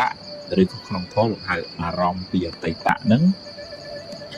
បើវាជារឿងបុណ្យកុសលធ្វើទានថ្វាយគុំម៉ែថ្វាយគុំឪបានជួយសង្គ្រោះអ្នកនេះអ្នកនោះអាហ្នឹងយើងរំលឹករំលើកនៅក្នុងធម៌លោកហៅថាអបរាបរចេតនាមានន័យថាចេតនាសប្បាយចិត្តនឹងបុណ្យដែលធ្វើកន្លងផុតទៅហើយឧទាហរណ៍ទៅធ្លាប់ធ្វើផ្លូវធ្លាប់ធ្វើស្ពានធ្លាប់ដាក់បាតលោកអីចឹងទៅសប្បាយចិត្តណាកាលនោះសប្បាយចិត្តមែនអាហ្នឹងចិត្តហ្នឹងវាស្រស់វារីករាយម្ដងទៀតហើយបានបុណ្យម្ដងទៀតណាប៉ុន្តែបើគយទៅវិញណាបើឧទាហរណ៍ទៅអ្នកនេះនិយាយដើមអ្នកនេះធ្វើអីត្រូវចិត្តចឹងយើងរំលឹករំលងទៅវាក្តៅកាយអាហ្នឹងតើយើងបញ្ញាប់ដូរចិត្តដូរអារម្មណ៍ហើយគិតថាវាជារឿងផលបាបចាស់ទៅចុះឲ្យវាហួសទៅនឹងអត្ថបទទី1និយាយពីអតីតកាលពីរប្រភេទអត្ថបទមួយទៀតនេះនិយាយពីនៅសល់ថាបើអ្នកបាត់បង់អ្វីស្ទើរអស់ពីខ្លួនយ៉ាងហោចណាស់អ្នកនៅសល់ជីវិតនៅមានថ្ងៃនេះនិងថ្ងៃស្អែកសម្រាប់រស់បន្តថ្ងៃបានលិចបាត់ទៅហើយអតីតកាលបានកន្លងហួសទៅហើយអនុញ្ញាតឲ្យវាទៅចុះព្រោះបើមិនព្រមក៏វាបាត់ទៅហើយរៀនទទួលស្គាល់ការពិតរួចធ្វើដំណើរទៅមុខទៀតបើថាយើងបាត់បង់ទ្រព្យបាត់បង់ញាតិទីស្រឡាញ់ភរិយាស្វាមីអីចឹងចាស់យ៉ាងហើយគឺយើងនៅមានជីវិតដែរបើនិយាយដោយចំពោះដោយនៅក្នុងធម៌ទៅអតីតកាលគួរហើយរលត់បាត់ហើយអត់មានទេហើយអនាគតកាលក៏អត់មានដែរអ្វីដែលមានហ្នឹងគឺបច្ចុប្បន្នហ្នឹងទេហើយបច្ចុប្បន្នហ្នឹងក៏មិនទៀងទៅទៀតវារលត់ទៅហើយប៉ុន្តែបើយើងវល់អង្គុយស្ដាយកើតទុកមិនសុខចិត្តអាហ្នឹងយើងអោបកសោបរឿងមិនល្អនៅក្នុងចិត្តដូចអោបភ្លើងអញ្ចឹងទោះជាបាត់អីក៏យើងនៅសល់ជីវិតបើយើងតាំងចិត្តថាចាប់ផ្ដើមសារជាថ្មីកុំខ្មាស់កុំអៀនអ្នកណាថាអីថាជីវិតខ្ញុំផឹងអាហ្នឹងយើងទៅមុខបានឆ្ងាយយើងស្រាលខ្លួនតើរៀនទូស្គាល់ថាពិតថាជីវិតហ្នឹងអញ្ចឹងខ្ញុំជួបរឿងខ្ញុំគេជួបរឿងគេហើយมันអាចដូចគ្នាទេជីវិតហ្នឹងថ្ងៃហ្នឹងអាត្មាអានសិភៅឈានទៅមុខបន្តត្រូវអប់រំចិត្តដល់អត្ថបទមួយនិយាយពីមេរៀនបើអ្នកសម្រេចចិត្តខុសចាត់ទុកថាជាបទពិសោធន៍ជាមេរៀនសម្រាប់ថ្ងៃក្រោយគ្មានអ្នកណាមិនធ្លាប់ខុសទេក្មេងធ្លាប់ដួលរាប់សិបដងទម្រាំចេះដើររឿងមិនល្អធ្វើឲ្យអ្នកឈឺចាប់តែវាជួយអ្នកឲ្យមើលបញ្ហាបានច្បាស់ជាងមុនស្គាល់មនុស្សប្រកបជាងមុន anh nó cứ thòm đá nè đá của lọc khâu này điệp được thật mềm chỉ có đùa chứ đùa lấy ngơ rồi đùa trẻ chỉ men tèn ông lý mía lọp vừa khó trường thun ngồi men tèn bàn tay lục bàn từ từ và đi phút hai cài phải cùng hót bán khai từ chỉ bè hòn chân nhưng hồi xì kha những chuột mình lo cái bảo ra hay chẳng tới nó chỉ vật nó về chắc về miền về khác bà mọi khói chuột rừng mình lo những toàn là dương chặt tục thân đó ngay chỉ mê đi chỉ vật hãy thua ở dưới ngô bị giặt thì dài ngày khỏi môn đừng chưa thì cha nào chỉ ba hơi miền phành há cũng oi sinh nhạy chặt lươn phê chẳng cầm khăn là nâng đòn oi miền không hót miền cực để xa lại anh ta bọn người tiết gì bị bạc chả tam cho bạc cầm phó dương mà nè xuất để thọp sang bạc cầm khá pi ở đây là triệt mọc pi bạc chả oi phó và chút đường mình lò chua bánh hà tu không rốt từ ná của rốt mình ruồi xong bây bật phốt có miền ba tam oi phó đài rước mình lõ chỉ phò lại bạp chặt đi ai khi mua mày đại cờ hái chỉ bạp mày đại thưa ở rướng cắn tè lọ lại nâng bờ dương nhé chỉ bạp cầm phó dương thư xuất để thọ thường bạp sự bọn khá ghê khá bọn ỏi phó chú mừng lọ thế bạp ỏi phó một gì kha tới khổ nạn lại cho tới cái bao cái nhân tầng anh nắng với miền Tây để ba nói thao chẳng hay bực nông quân sát nát đấy là ba cam nó vừa hay rốt tên áo của rốt mũi từ cái đào sầm mót từ lửa cả từ cổ châu mà rung núng còn bạp những tam hỏi khó tốt là bà số bây giờ một phút cả nào nhưng cầm nót đăng chẳng có tha đăng này nhưng miền bạp cam cha ra chụp hay đọc giấy hay tới một tiết cùng vì sầm buồn nắng tượng mình sợ cuốn á anh đã bọn người tiết đi giấy vì chùm bẹ kì mà xử lý ở tập bọn này sẽ tên giấy vì cam phòn chùm bẹ cam kế đo phê trời son thị bình tầm nào không suốt song xa ní mình đăng thàn nẹ lọt chùm bẹ cam phê nẹ nạc là đo phê về lìa xong cú nẹ trời tu tuốt cam ở kỳ bình hỏi thêm tiền ao cà kỳ phò anh đang bị chơi đôi tiền kia chứ nên phải ao cà kỳ thầy bê bạp ao phò rồi hỏi cầm lăng bạp nút còn thu spy cả đài đấy bà nẹ cao tục mua mai mình rương à cọp nút bạp nút mình cao cầm lăng thèm lại mình còn lại bọn nó trong gì đi nó bạp cắm dương lọp lui khi mà đo dương lọp sầm lạp bắt bò chỉ vật khi mà đo đậpไปพอมาវិញដូចយើងយកដូងទៅដាំអញ្ចឹងមិនមែនបានមកផ្លែមកវិញទេបានច្រើនធ្លាយច្រើនផ្លែអានឹងដូចក្នុងរឿងពុទ្ធសាសនានិយាយពីលោកតាម្នាក់យកជាមទៅអាកដើម្បីយកសាច់មកទទួលភ្ញៀវគាត់ហើយជាមនឹងសើចលួតចាត់ឆេងហើយចាប់ស្រក់ទឹកភ្នែកហើយតានឹងសួរថាម៉េចបានម្ដងសើចម្ដងយំជាមនឹងឆ្លើយថាខ្ញុំសើចពីព្រោះខ្ញុំរួចផុតពីកំណើតសត្វដេរឆានរួចផុតពីកម្មហ្នឹងហើយខ្ញុំត្រូវគេសម្លាប់499ដងហើយជាតិហ្នឹងជាជាតិទី500ហើយរួចពីហ្នឹងទៅខ្ញុំផុតពីកំណើតជាសត្វដេរឆានហើយចុះហេតុអីបានជាជាមឯងយំជាមនឹងខ្លាចតែខ្ញុំយំព្រោះអាណិតលោកតាឯងណាពីព្រោះខ្ញុំពីដើម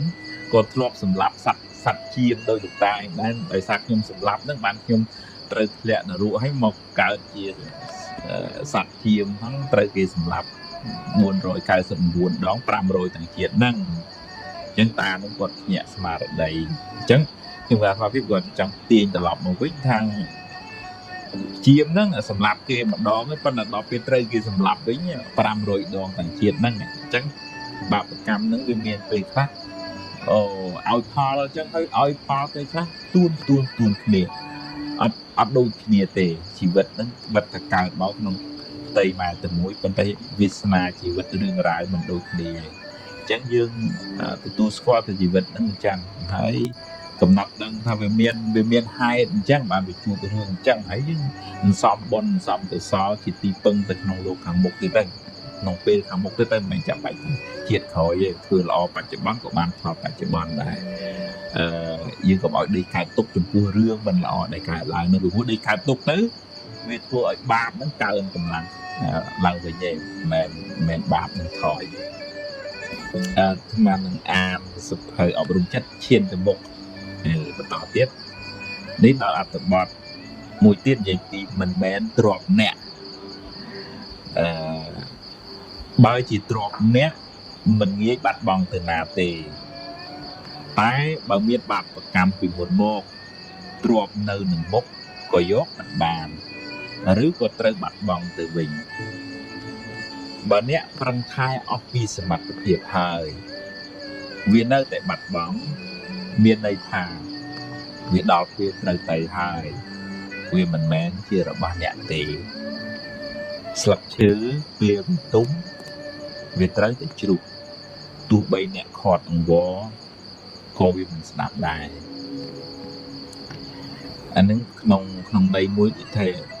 បើយើងថែរក្សារបស់នឹងវាអស់ពីចិត្តពីចង់ហើយវានៅតែបាត់អានឹងយើងត្រូវទទួលស្គាល់ថាខ្ញុំប្រឹងថែអស់ហើយបើយើងមិនបានថែឲ្យបាត់អានឹងមកពីយើងបាបបច្ចុប្បន្នមិនមែនបាបអតីតទេ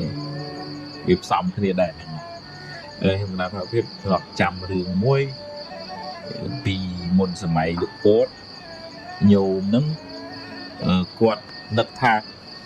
គាត់ចេញពីភ្នំពេញគាត់អត់យករបស់របរអីច្រើនទេពលពតគេដេញឲ្យចេញពីភ្នំពេញគាត់គិតតែពីលក់របស់លក់របរយកលុយពីព្រោះលុយវាស្រាលយករបស់អីវាធ្ងន់អញ្ចឹងគាត់ដាក់លុយទាំងកំបោកទាំងបេយកទៅតាមខ្លួនគាត់ពេលចេញពីភ្នំពេញពលពតគេប្រកាសថាគេឈប់ចាយលុយហើយគាត់អត់ដឹងថាគេឈប់ចាយលុយប៉ុណ្ណឹងគាត់ខូចសតិទៅមុខលេងរួចដូចថាសរសៃប្រសាទបាទរហូតដល់ថ្នាក់ក្រុមគ្រួសារត្រូវបោះបង់គាត់ចោលពីព្រោះយកទៅអត់កើតអាហ្នឹងដូចថាវាដល់ពេលទ្របនៅនឹងមុខស្រាប់តែវាសាក់ខ្លាយទៅជារបស់អស់តម្លៃលីងផងអាហ្នឹងដល់ពេលបើនិយាយក្នុងកម្មមានន័យថាបុណ្យដែលយើងត្រូវសោយផលទ្របនឹងអស់ដល់អញ្ចឹងទ្របនឹងទៅជារបស់អត់បានការនៅសម័យពុទ្ធកាលគឺមានដែរបើគាត់សំទ្របមាសពេជ្រទៅស្រាប់តែចុងក្រោយរបស់នឹងមកទៅខ្លាយទៅជាធ្យូងទៅវិញតែនេះអត្ថបទមួយទៀតពិចារណាមិនបានល្អ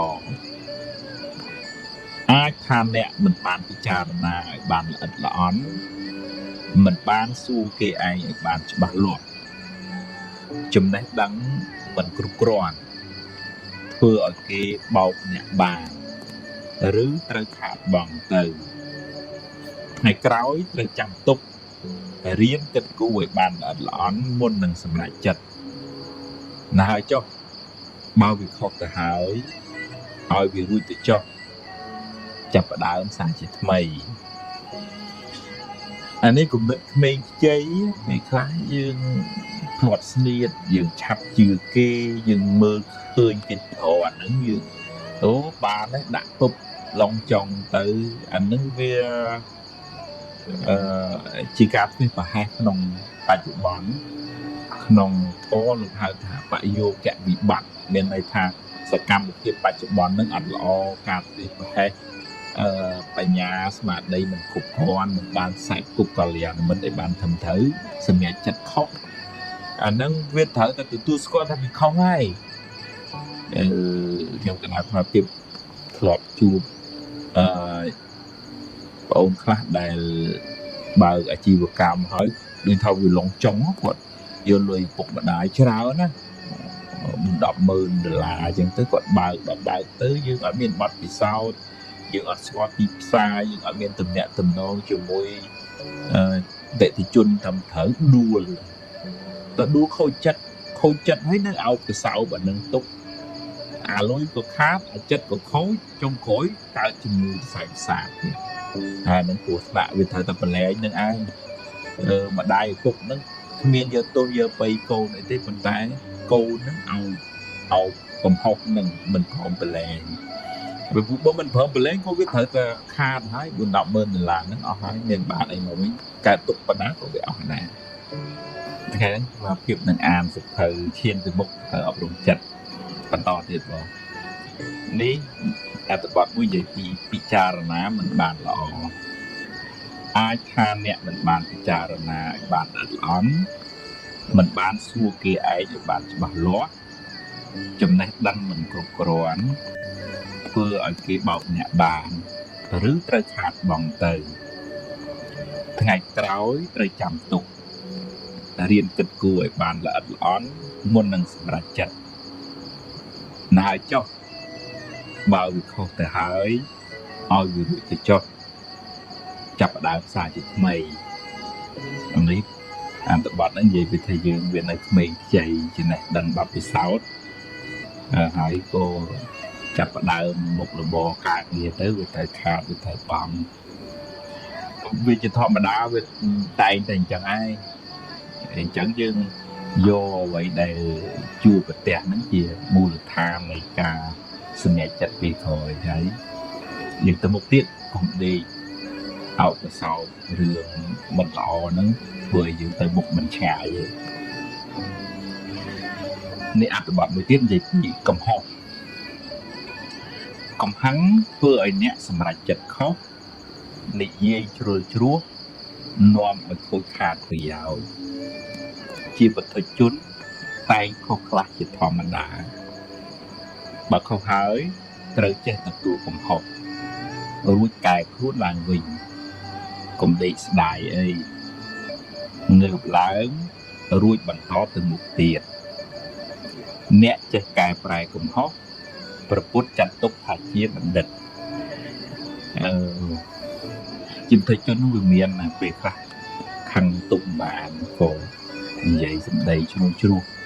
មិនថាតែញោមនៅគ្រប់គ្រងផ្ទះតែអ្នកបួសហ្នឹងក៏ពេលខ្លះក៏នៅអាចរក្សាចិត្តនឹងបានអញ្ចឹងខុសសុំទោសទេតែខ្ញុំកណ្ដាលជ្រុលជ្រោះមកពេលហើយអញ្ចឹងសុំខមាទោសសុំអភ័យទោសហើយតែកាលណាយើងចេះទទួលកំហុសជាទូទៅដូចថាភាគីម្ខាងទៀតគេស្រាវពីកំហឹងហ្នឹងដែលវាក្តៅវាឆេះខ្លាំងនៅពេលដែលយើងខុសហើយយើងកែយើងកិច្ចកែនិយាយយកត្រូវអាហ្នឹងដូចចាក់សាំងចូលភ្លើងអញ្ចឹងក្តៅហើយតលរកកន្លែងចប់អញ្ចឹងទើបអាចធ្វើដំណើរទៅមុខទៀតបើអញ្ចឹងនៅវល់ខណ្ឌគុំស្អប់គ្នានឹងឯងខ្ញុំខុសសុំទោសឲ្យខ្ញុំវាជ្រុលជ្រោះខ្ញុំទទួលកំហុសនឹងការស្គមឆ្ករបស់ខ្ញុំមែនអាហ្នឹងហើយយើងកែប្រែខ្លួនទៅអាហ្នឹងបានយើងទៅមុខបានឆ្ងាយកុំដេកអោបកំហុសហ្នឹងនេះអត្ថបទមួយទៀតនិយាយពីស្រមោលអតីតកាលគ្រាន់តែជាស្រមោលរីឯវិបដិសារៈជាបិសាចតាមលោកបន្លាចអ្នកតាមពិតអតីតកាលបានរលត់បាត់ទៅហើយកុំក្រឡេកមើលវាញឹកញាប់ពេកបើមានពេលខ្លះវាមកលងអ្នកត្រូវកំណត់ដឹងថាវាជាបិសាចទេ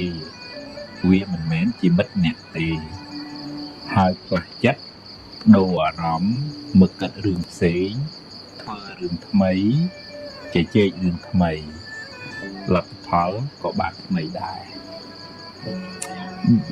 នៅក្នុងធម៌ដូចជាមួយនឹងការអប់រំទូទៅដែរខណៈចិត្តដែលរលត់ទៅគឺបាត់ហើយជាចិត្តក្នុងអតីត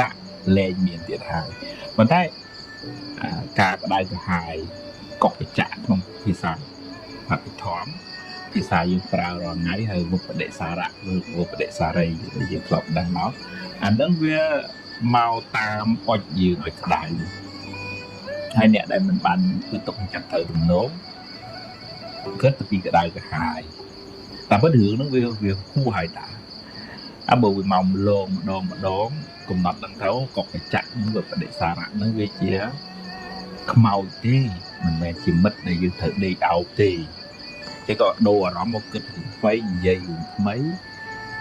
ធ្វើរឿងថ្មីលទ្ធផលក៏បានថ្មីដែរនេះអត្ថបទមួយទៀតនិយាយពីទោសនៃសង្សារវដ្តអវិជ្ជាធ្វើឲ្យមនុស្សសត្វវិលវល់ក្នុងវដ្តសង្សារនឹងនាំឲ្យធ្វើអំពើខុសឆ្គងដោយកាយវាចាចិត្តបើត្រូវដាក់កំហុស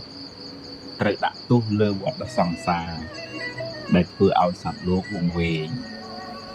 ចូលខំប្រឹងសន្សំបុណ្យកុសលដើម្បីជាយានឲ្យបានរួចផុតពីទុក្ខក្នុងសង្សារវដ្តហើយនឹងក្នុងធម៌ជ្រៅទៅតែអ្នកដែលគ្រប់គ្រងសង្សារវដ្តនេះអវិជ្ជានឹងវាជាមេនៃសេចក្តីទុក្ខគ្រប់បែបយ៉ាងហើយវាបង្វិលយើងឲ្យជេរឲ្យលួចឲ្យឆក់ឲ្យប្លន់អីទាំងអស់ហ្នឹងហើយទោសហ្នឹងគឺទោសអវិជ្ជាដែលជាអ្នកគ្រប់គ្រងសង្សារវដ្តហ្នឹងអញ្ចឹងព្យាយាមសំបុណ្យសំបញ្ញាដើម្បីជាស្ពានជាស្បៀងធ្វើដំណើរចេញឲ្យផុតពីសង្សារវដ្តហ្នឹងគិតច្រើនចិត្តមានតួនាទីសម្រាប់គិតតែបើគិតរញ៉េរញ៉ៃពេកវានាំទុកដាក់ខ្លួនវិញមិនខានបើរឿងណាហួសទៅហើយឲ្យហួសទៅចុះពុកស្ដាយអី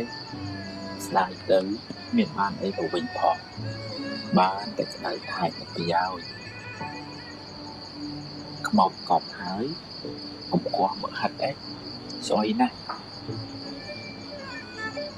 តែបើរឿងណាល្អរឿងណានាំឲ្យរីករាយរឿងបុណ្យកុសលនឹកឲ្យច្រើនចុះក៏មិនអីដែរហើយកុំពួយបារម្ភពេកអី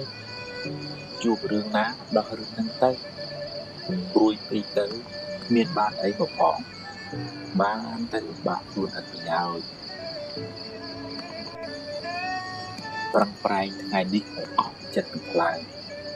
សង្ឃឹមថាថ្ងៃស្អែកនឹងបានល្អតែបើមិនបានល្អទេក៏កុំមួម៉ៅអីដោះស្រាយទៅជីវិតគឺចឹងឯងមានតែណាដឹងមុនទេកុំស្មុគពេកអីស្មុគពេកទៅប្រយ័ត្នស្លាប់មុនអាយុ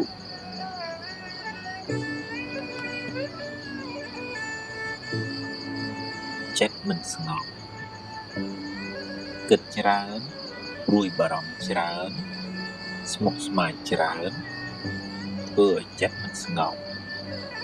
អ្នកក៏មិនសូវបានសុខដែរហើយបើអ្នកមិនដែលដោយឲ្យចិត្តរវើរវាយកាន់តែច្រើនអ្នកក៏មានទុក្ខកាន់តែខ្លាំងដែររៀនប្រមូលរឿងល្អទុកក្នុងខួរក្បាលអ្នកកុំសូវមើលរឿងក្តៅក្រហាយច្រើនពេកព្រោះវាធ្វើឲ្យចិត្តអ្នកក្តៅក្រហាយដែរ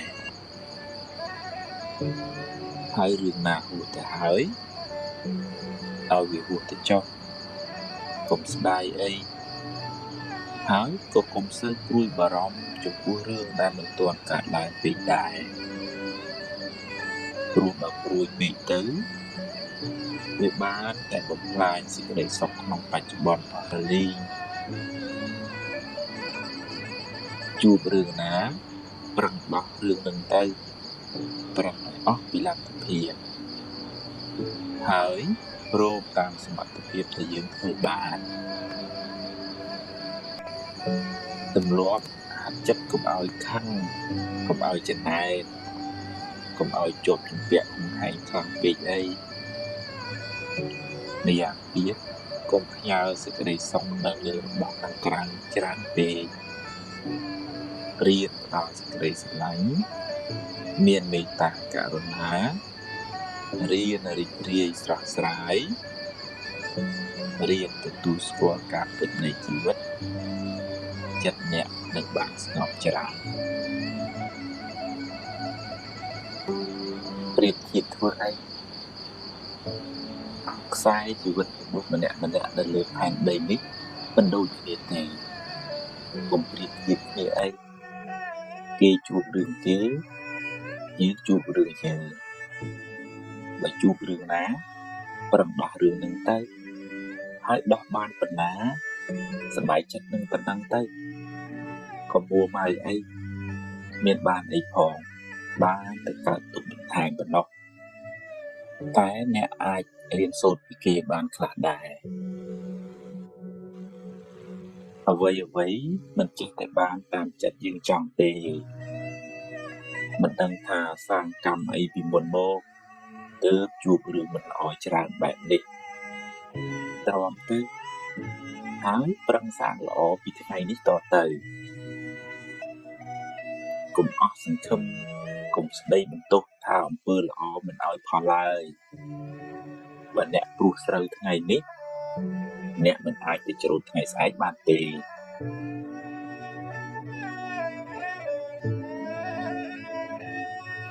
មាត់គេត្រចៀកយើង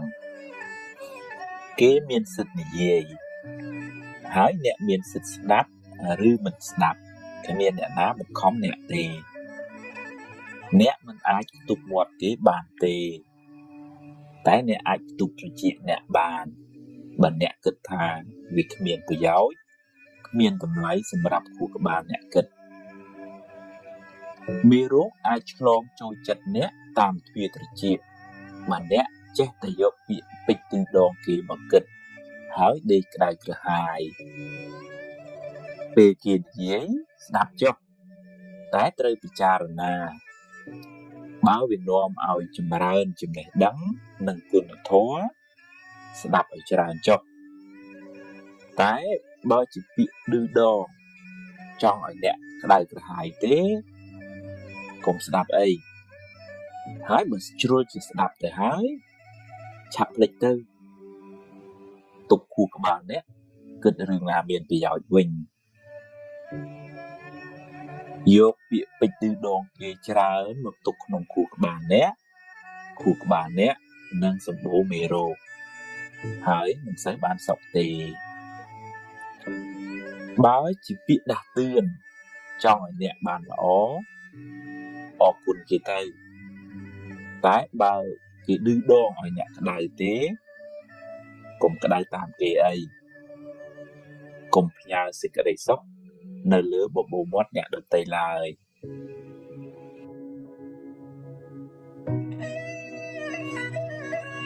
រក្សាចិត្ត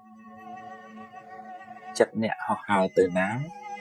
អ្នកត្រូវតាមដានចិត្តអ្នកជាប្រចាំបើចិត្តខឹងក៏ដឹងថាចិត្តកំពុងខឹងហើយមិនថយលបឿនកំហឹងបន្តិចមកបើចិត្តចំណែនដឹងថាចិត្តកំពុងចំណែនហើយទាញវាចេះអបអរសាទរគេវិញបើស្ដាយក្រោយដឹងថាចិត្តកំពុងតែស្ដាយក្រោយហើយទាញវាត្រឡប់មកវិញប្រាប់ថារឿងហួសទៅហើយកុំស្ដាយអីបើចិត្តរីករាយចិត្តល្អចិត្តមេត្តាចិត្តបុណ្យក៏ដឹងថាចិត្តrấtល្អហើយព្យាយាមចម្រើនចិត្តប្រភេទនេះឲ្យបានច្រើនធ្វើជាប៉ូលីសតាមដានចិត្តអ្នកនាំឲ្យវាគិតរឿងត្រូវរឿងល្អទើបមិនសូវស្មុគស្មាញហើយមិនសូវមានទុក្ខកុំធ្វើជាជនរងគ្រោះឲ្យចិត្តធ្វើបាបអ្នកតាមចិត្តឡើយត្រូវបង្កើនស្មារតីធ្វើជាម្ចាស់ធ្វើជាអ្នកបញ្ជាចិត្តវិញ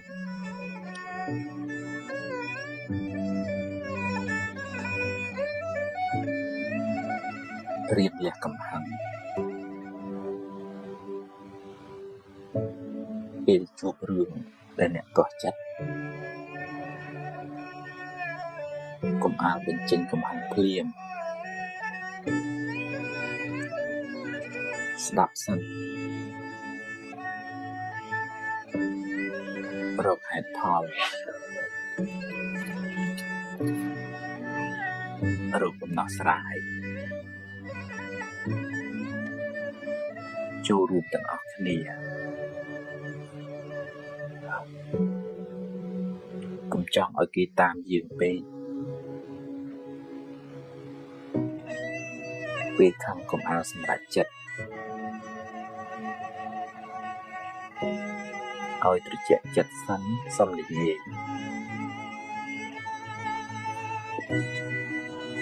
បើគេខុសណែនាំទៅបើគេតាមសប្បាយចិត្តទៅ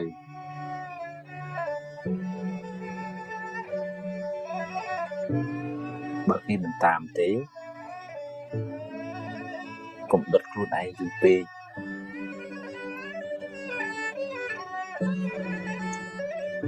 រៀនបណ្ដោយខ្លះទើបមិនសូវកើតទុក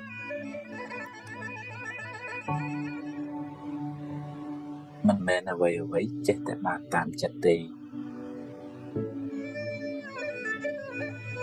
រៀនទ្រាំរៀនញញឹមទទួលយកការពិតនៃជីវិត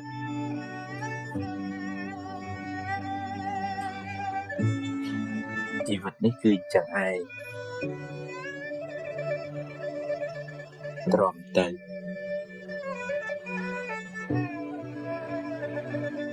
រៀនសម្រាលទុកពីចិត្តអ្នក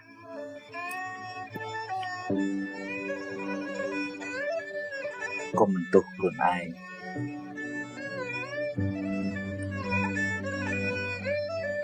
កុំបន្ទោសអ្នកដទៃ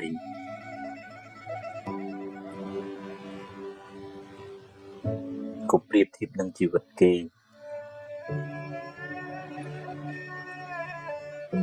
ហ៊ានប្រឈមមុខចំពោះការពិត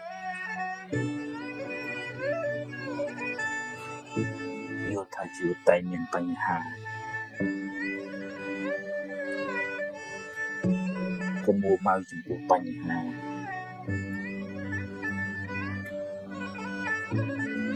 ព្យាយាមដោះបញ្ហាឲ្យអស់ពីសមត្ថភាព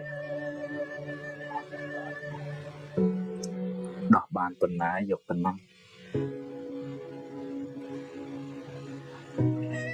ចេះព្រមតាមសមត្ថភាពដែលយើងមាន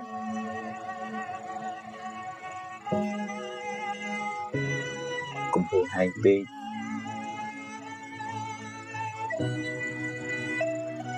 កុំគិតថាអ្វីត្រូវតែបានដូចចិត្តអ្នកកុំសង្ឃឹមថាគេដូចចិត្តអ្នកគ្រប់រឿង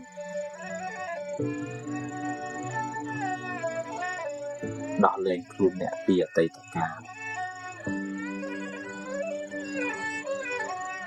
កុំសូវព្រួយពេកជាមួយរឿងដែលមិនទាន់កើតឡើង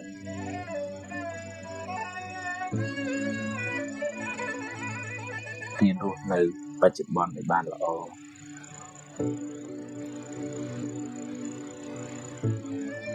កុំសូវយកពាក្យគេបញ្ជើមកគិតច្រើនពេក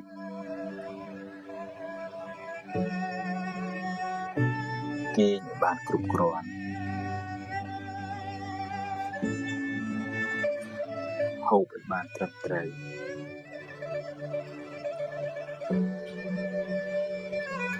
ស្ដាប់ធម៌អប់រំចិត្ត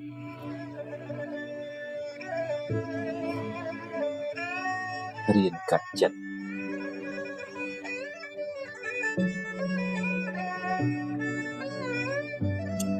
អរគុណឧបសគ្គទាំងឡាយដែលបានបង្រៀនខ្ញុំឲ្យរឹងមាំជាងមុន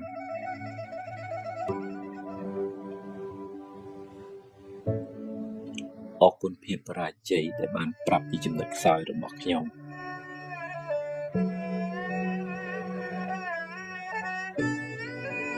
អរគុណមនុស្សក្បត់ដែលបានបង្រៀនខ្ញុំឲ្យចេះមើលមនុស្សច្បាស់ជាងមុន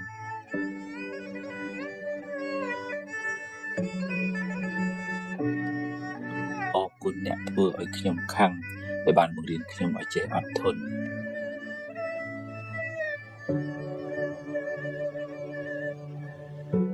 អរគុណការលំបាកទាំងឡាយ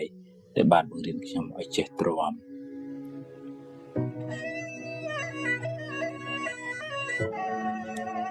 អរគុណភាពក្រខ្សត់ដែលបានបង្រៀនខ្ញុំឲ្យចេះតស៊ូ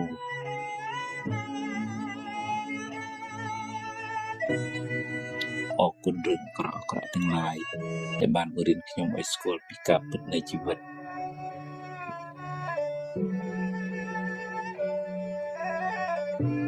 អរគុណលោកពុកអ្នកម៉ែដែលបានបង្កើតខ្ញុំមក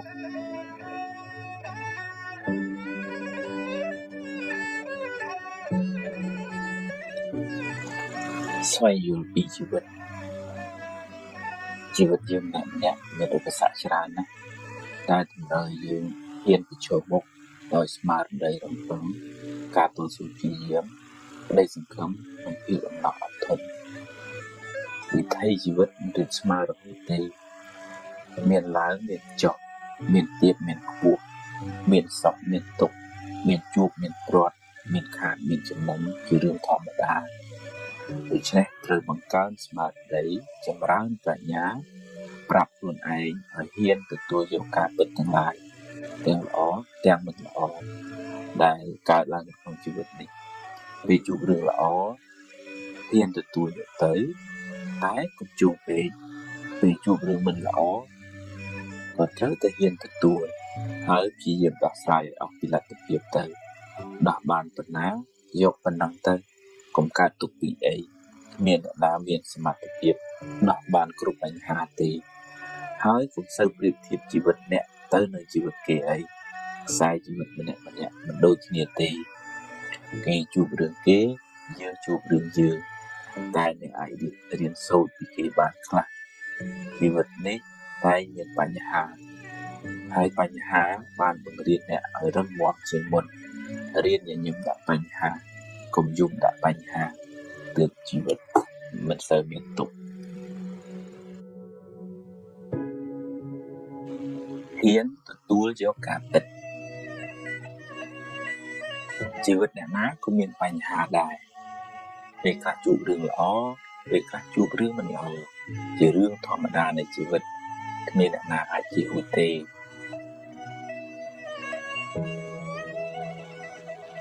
បើជួបរឿងល្អទទួលយកទៅតែកុំអងកុំអួតពេកព្រោះអ្វីមិនទៀងទាត់ទេហើយបើជួបរឿងមិនល្អវិញក៏កុំមួម៉ៅពេកអីជីវិតគឺអញ្ចឹងឯងពេលខ្លះបានដូចចិត្តពេលខ្លះមិនបានដូចចិត្តទេ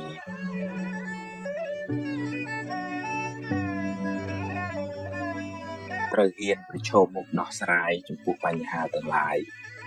កុំភ័យកុំតក់ស្លុតអីភ័យទៅធ្វើឲ្យរឿងកាន់តែស្មុគស្មាញឡើងបើរឿងអាចដោះស្រាយបានកុំបារម្ភពេកអីដោះស្រាយទៅតែបើប្រឹងហើយនៅតែដោះមិនបានក៏គ្មានអីត្រូវខើទុកពេកដែរព្រោះបើមួម៉ៅទៅដោះអីមិនចេញដដែលមានតែបង្កើនទុកបន្ថែមទៀតប៉ុណ្ណោះរៀនទទួលយកការពិត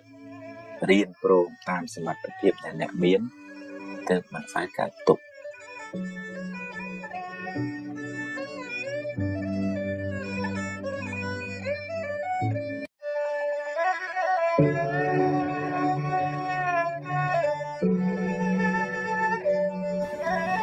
ថ្ងៃនេះអាត្មានឹងអានសៀវភៅអប់រំចិត្តឈានទៅមុខមានអត្ថបទជាច្រើនអត្ថបទទី1និយាយពីអតីតកាល2ប្រភេទបើជារឿងល្អរឿងបុណ្យកុសលអ្នកអាចរំលឹកវាឡើងវិញដើម្បីឲ្យចិត្តបានជ្រះថ្លាម្ដងទៀតតែបើជារឿងមិនល្អអ្នកអាចយកវាជាមូលដ្ឋាននៃការប្រុងប្រយ័ត្នលើកក្រោយហើយអនុញ្ញាតឲ្យវាកន្លងហួសទៅកុំស្ដាយអីរំលឹកវាញឹកទៅនាំតែក្តៅក្រហាយចិត្តអញ្ចឹងរឿងពីអតីតឬក៏ក្នុងធម៌លោកហៅអារម្មណ៍ពីអតីតហ្នឹង បើវាជារឿងបនកសលធ្វើទានថ្វាយគុំម៉ែថ្វាយគុំឪបានជួយសង្គ្រោះអ្នកនេះអ្នកនោះអាហ្នឹងយើងរំលឹករំលើកនៅក្នុងធម៌លោកហៅថាអបរាបរៈចេតនាមានន័យថាចេតនាសប្បាយចិត្តនឹងបុណ្យដែលធ្វើកន្លងផុតទៅហើយឧទាហរណ៍ថាធ្លាប់ធ្វើផ្លូវធ្លាប់ធ្វើស្ពានធ្លាប់ដាក់បាតលោកអីចឹងទៅសប្បាយចិត្តកាលនោះសប្បាយចិត្តមែនអាហ្នឹងចិត្តហ្នឹងវាស្រស់វារីករាយម្ដងទៀតហើយបានបុណ្យម្ដងទៀតណាប៉ុន្តែបើផ្ទុយទៅវិញណាបើឧទាហរណ៍ទៅអ្នកនេះនិយាយដើមអ្នកនេះធ្វើអីមិនត្រូវចិត្តចឹងយើងរំលឹករំលកទៅវាក្តៅក្រហាយអាហ្នឹងតើយើងបញ្ញាប់ដូរចិត្តដូរអារម្មណ៍ហើយគិតថាវាជារឿងផលបាបចាស់ទៅចុះឲ្យវាហួសទៅនឹងអត្ថបទទី1និយាយពីអតីតកាល2ប្រភេទអត្ថបទមួយទៀតនេះនិយាយពីនៅសល់ថាបើអ្នកបាត់បង់អ្វីស្ទើរអស់ពីខ្លួនយ៉ាងហោចណាស់អ្នកនឹងសល់ជីវិតនៅមានថ្ងៃនេះនិងថ្ងៃស្អែកសម្រាប់រស់បន្តថ្ងៃបានលិចបាត់ទៅហើយអតីតកាលបានកន្លងហួសទៅហើយអនុញ្ញាតឲ្យវាទៅចុះព្រោះបើមិនព្រមក៏វាបាត់ទៅហើយរៀនទទួលស្គាល់ការពិតរួចធ្វើដំណើរទៅមុខទៀតបើថាយើងបាត់បង់ទ្រព្យបាត់បង់ញាតិទីស្រឡាញ់ភរិយាស្វាមីអីចឹងចាស់យ៉ាងហើយក៏យើងនៅមានជីវិតដែរបើនិយាយដោយចំពោះដោយនៅក្នុងធម៌ទៅអតីតកាលហួសហើយរលត់បាត់ហើយអត់មានទេហើយអនាគតកាលក៏អត់មានដែរអ្វីដែលមានហ្នឹងគឺបច្ចុប្បន្នហ្នឹងទេហើយបច្ចុប្បន្នហ្នឹងក៏មិនទៀងទៅទៀតវារលត់ទៅហើយប៉ុន្តែបើយើងវល់អង្គុយស្ដាយកើតទុកមិនសុខចិត្តអាហ្នឹងយើងអោបកសោបរឿងមិនល្អនៅក្នុងចិត្តដូចអោបភ្លើងអញ្ចឹងទោះជាបាត់អីក៏យើងនៅសល់ជីវិតបើយើងតាំងចិត្តថាចាប់ផ្ដើមសារជាថ្មីកុំខ្មាស់កុំអៀនអ្នកណាថាអីថាជីវិតខ្ញុំផឹងអាហ្នឹងយើងទៅមុខបានឆ្ងាយយើងស្រាលខ្លួនតើរៀនទូស្គាល់ថាពិតថាជីវិតហ្នឹងអញ្ចឹងខ្ញុំជួបរឿងខ្ញុំគេជួបរឿងគេហើយมันអាចដូចគ្នាទេជីវិតហ្នឹងហ្នឹងថ្មអានសភៅឈានទៅមុខបន្តសភៅអប់រំចិត្តដល់អត្ថបទមួយនិយាយពីមេរៀនបើអ្នកសម្រេចចិត្តខុសចាត់ទុកថាជាបទពិសោធន៍ជាមេរៀនសម្រាប់ថ្ងៃក្រោយគ្មានអ្នកណាមិនធ្លាប់ខុសទេក្មេងធ្លាប់ដួលរាប់សិបដងតម្រាំចេះដើររឿងមិនល្អធ្វើឲ្យអ្នកឈឺចាប់តែវាជួយអ្នកឲ្យមើលបញ្ហាបានច្បាស់ជាងមុនស្គាល់មនុស្សប្រកបជាងមុនអានឹងវាធម្មតាអ្នកតាគួរធ្លាប់ខុសដែរប្រៀបដូចថាក្មេងជិះកង់ដួលអញ្ចឹងដួលឲ្យងើបរហូតវាចេះជិះមែនតើអញ្ចឹងទៅ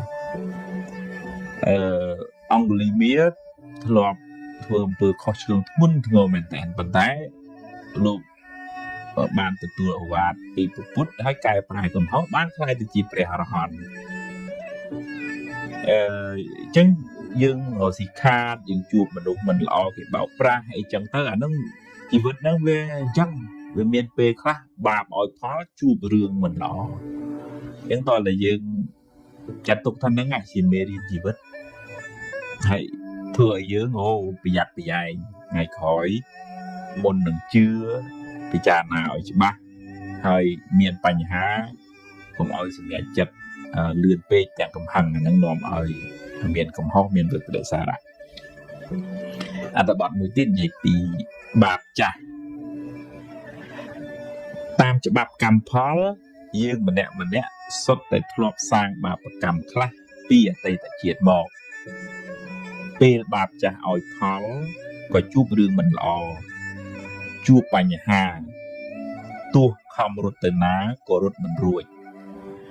សំបីប្រពុតក៏មានបាបតាមឲ្យផលដែររឿងមិនល្អជាផលនៃបាបចាស់រីឯភាពមួម៉ៅក្តៅក្រហាយជាបាបថ្មីដែលធ្វើឲ្យរឿងកាន់តែអាក្រក់ឡើងហ្នឹងបើយើងនិយាយពីច្បាប់កម្មផលយើងទៅសត្វទៅធ្លាប់ធ្វើបាបខ្លះធ្វើបុណ្យខ្លះពេលខ្លះបុណ្យឲ្យផលជួបរឿងល្អទៅ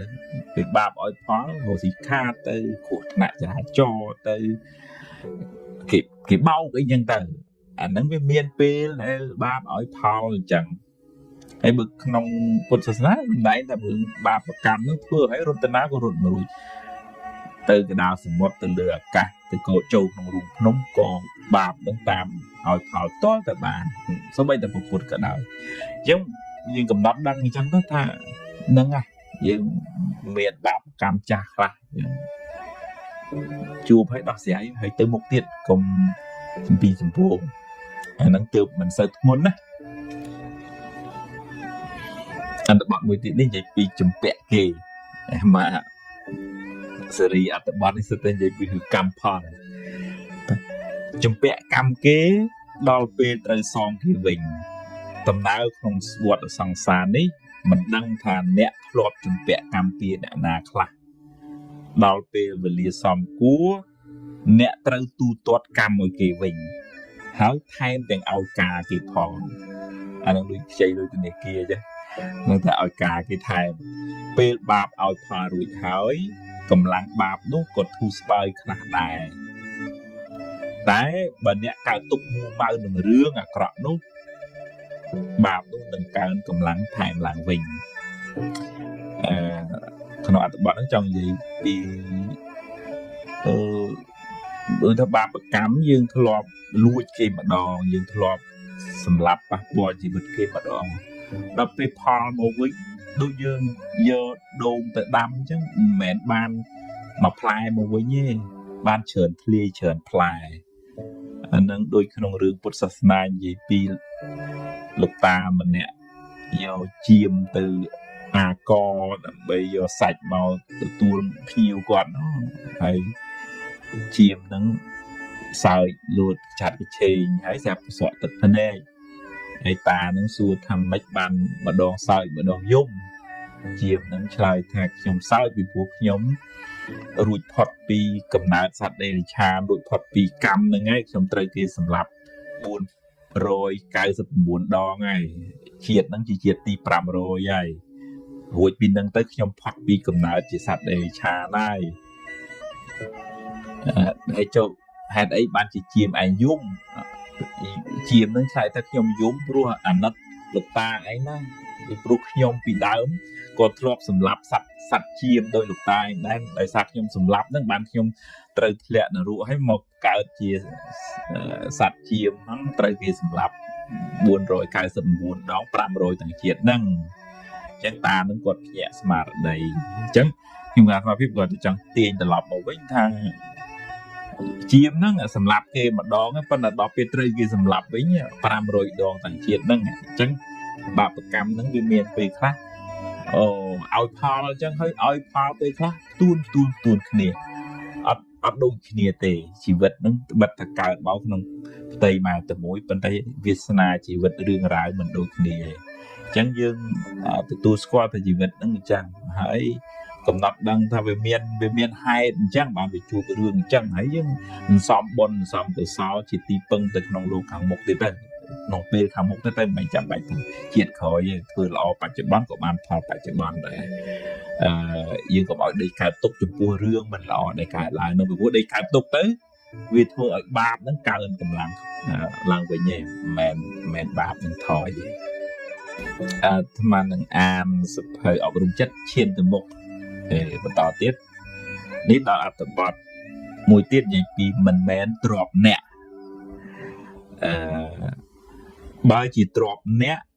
មិនងាយបាត់បង់ទៅណាទេតែបើមានបាបកម្មពីមុនមកទ្របនៅនឹងមុខក៏យកមិនបានឬក៏ត្រូវបាត់បង់ទៅវិញបើអ្នកប្រឹងថែអស់ពីសមត្ថភាពហើយវានៅតែបាត់បង់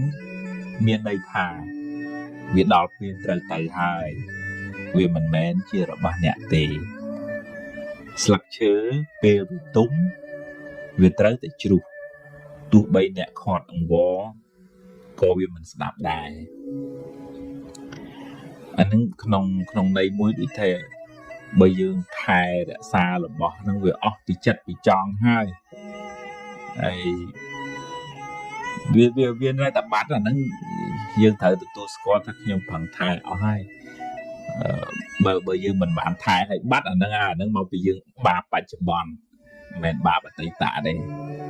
វាផ្សំគ្នាដែរហ្នឹងខ្ញុំគណថាភាពធ្លាប់ចាំរឿងមួយពីមុនសម័យលោកពោតញោមហ្នឹងគាត់នឹកថាគាត់ចេញពីភ្នំពេញគាត់អត់យករបស់របរអីច្រើនទេពលពតគេដេញឲ្យចេញពីភ្នំពេញគាត់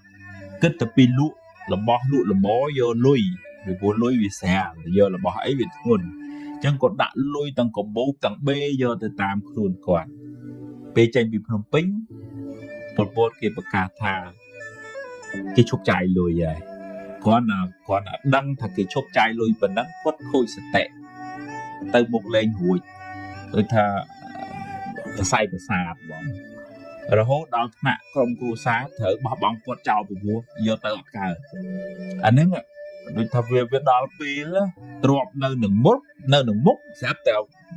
វាខ្សែខ្លាយទៅជារបស់អស់តម្លៃលីងមកអាហ្នឹងដល់ពេលបើនិយាយក្នុង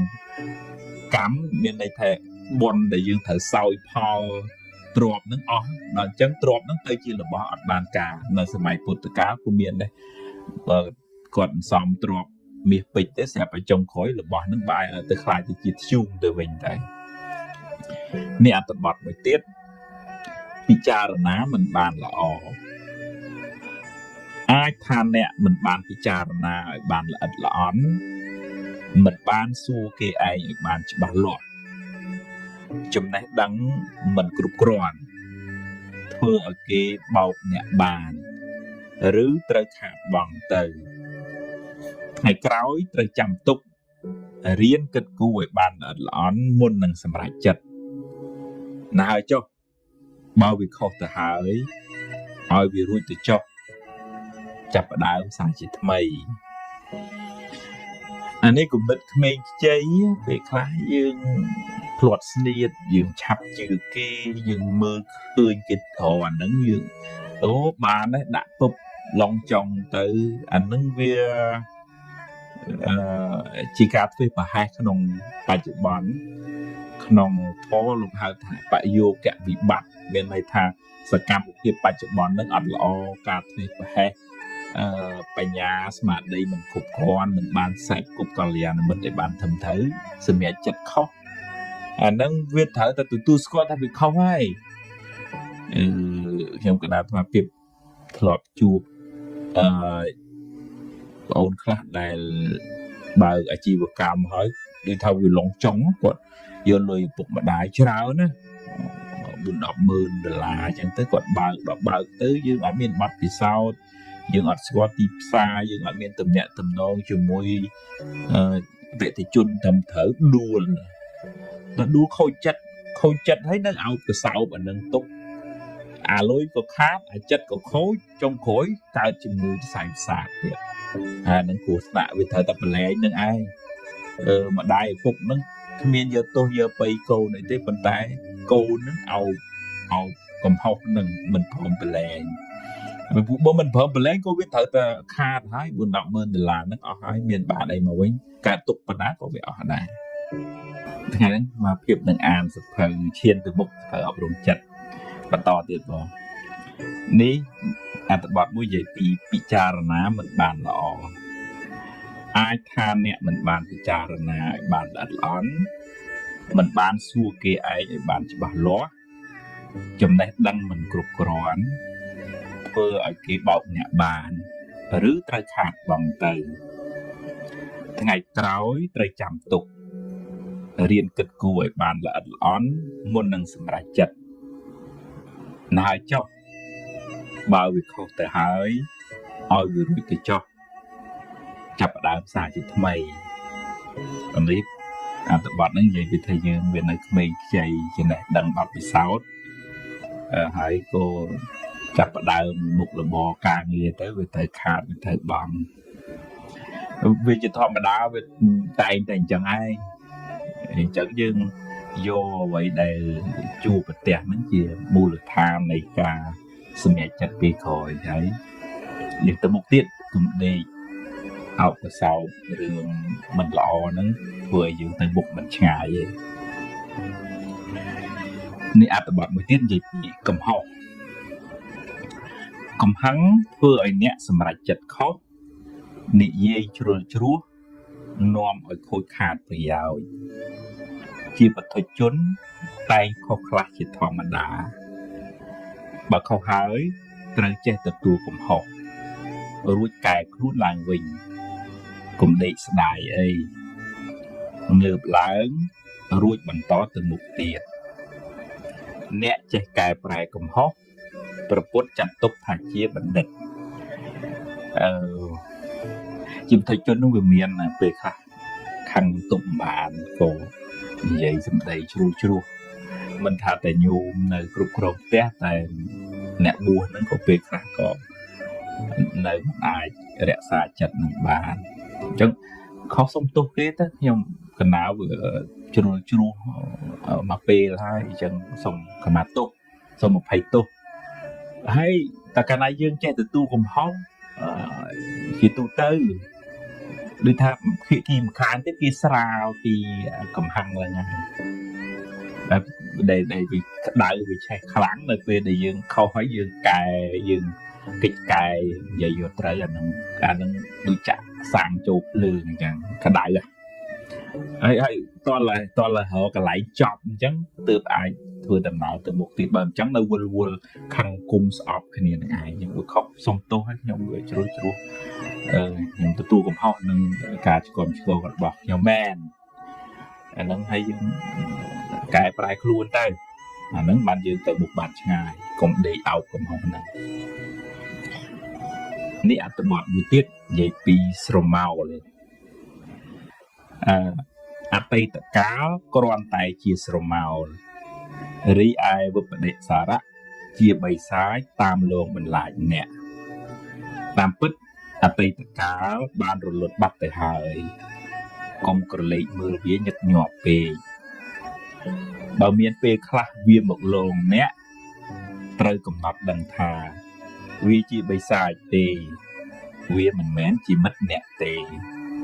ហើយផ្លាស់ចិត្តដូរអារម្មណ៍មកគិតរឿងផ្សេងធ្វើរឿងថ្មីជជែករឿងថ្មីលទ្ធផលក៏បានថ្មីដែរនៅក្នុងធម៌ដូចជាមួយនឹងការអប់រំទូទៅដែរខណៈចិត្តដែលរលត់ទៅគឺបាត់ហើយជាចិត្តក្នុងអតីតលែងមានទៀតហើយប៉ុន្តែការក្តៅក្រហាយកុកបច្ចៈក្នុងភាសាអភិធម្មភាសាយើងប្រើរាល់ថ្ងៃហើយវិបដិសារៈឬវិបដិសារីយើងធ្លាប់ដឹងមកអានឹងវាមកតាមអុចយើងឲ្យក្តៅហើយអ្នកដែលមិនបានធ្វើទុកចិត្តទៅទំនងគិតទៅពីក្តៅក្រហាយតែប៉ុន្តែរឿងហ្នឹងវាហួសហើយតាបើវាមកម្លងម្ដងកំណត់ដឹងថាកុកបច្ចៈហ្នឹងវិបដិសារៈហ្នឹងវាជាខ្មោចទេមិនមែនជាមិត្តដែលយើងត្រូវដេកអោបទេចឹងក៏ដូរអារម្មណ៍មកគិតរឿងថ្មីនិយាយរឿងថ្មីធ្វើរឿងថ្មីលទ្ធផលក៏បានថ្មីដែរនេះអត្ថបទមួយទៀតនិយាយពីទោសនៃសង្សារវដ្តអវិជ្ជាធ្វើឲ្យមនុស្សសត្វវិលវល់ក្នុងវដ្តសង្សារនឹងនាំឲ្យធ្វើអំពើខុសឆ្គងដោយកាយវាចាចិត្តបើត្រូវដាក់កំហុសត្រូវដាក់ទោសលើវដ្តសង្សារដែលធ្វើឲ្យសត្វលោកវង្វេងចូលខំប្រឹងសន្សំបុណ្យកុសលដើម្បីជាយានឲ្យបានរួចផុតពីទុក្ខក្នុងសង្សារវដ្តហើយនឹងក្នុងធម៌ជ្រៅទៅតែអ្នកដែលគ្រប់គ្រងសង្សារវដ្តនេះអវិជ្ជានឹងវាជាមេនៃសេចក្តីទុក្ខគ្រប់បែបយ៉ាងហើយវាពវល់យើងឲ្យជេរឲ្យ លួចឲ្យឆក់ឲ្យប្លន់អីទាំងអស់ហ្នឹងហើយទោសហ្នឹងគឺទោសអវិជ្ជាដែលជាអ្នកគ្រប់គ្រងសង្សារវដ្តហ្នឹងអញ្ចឹងព្យាយាមសំបនសំបញ្ញាដើម្បីជាស្ពានជាស្បៀងធ្វើដំណើរចេញឲ្យផុតពីសង្សារវដ្តហ្នឹង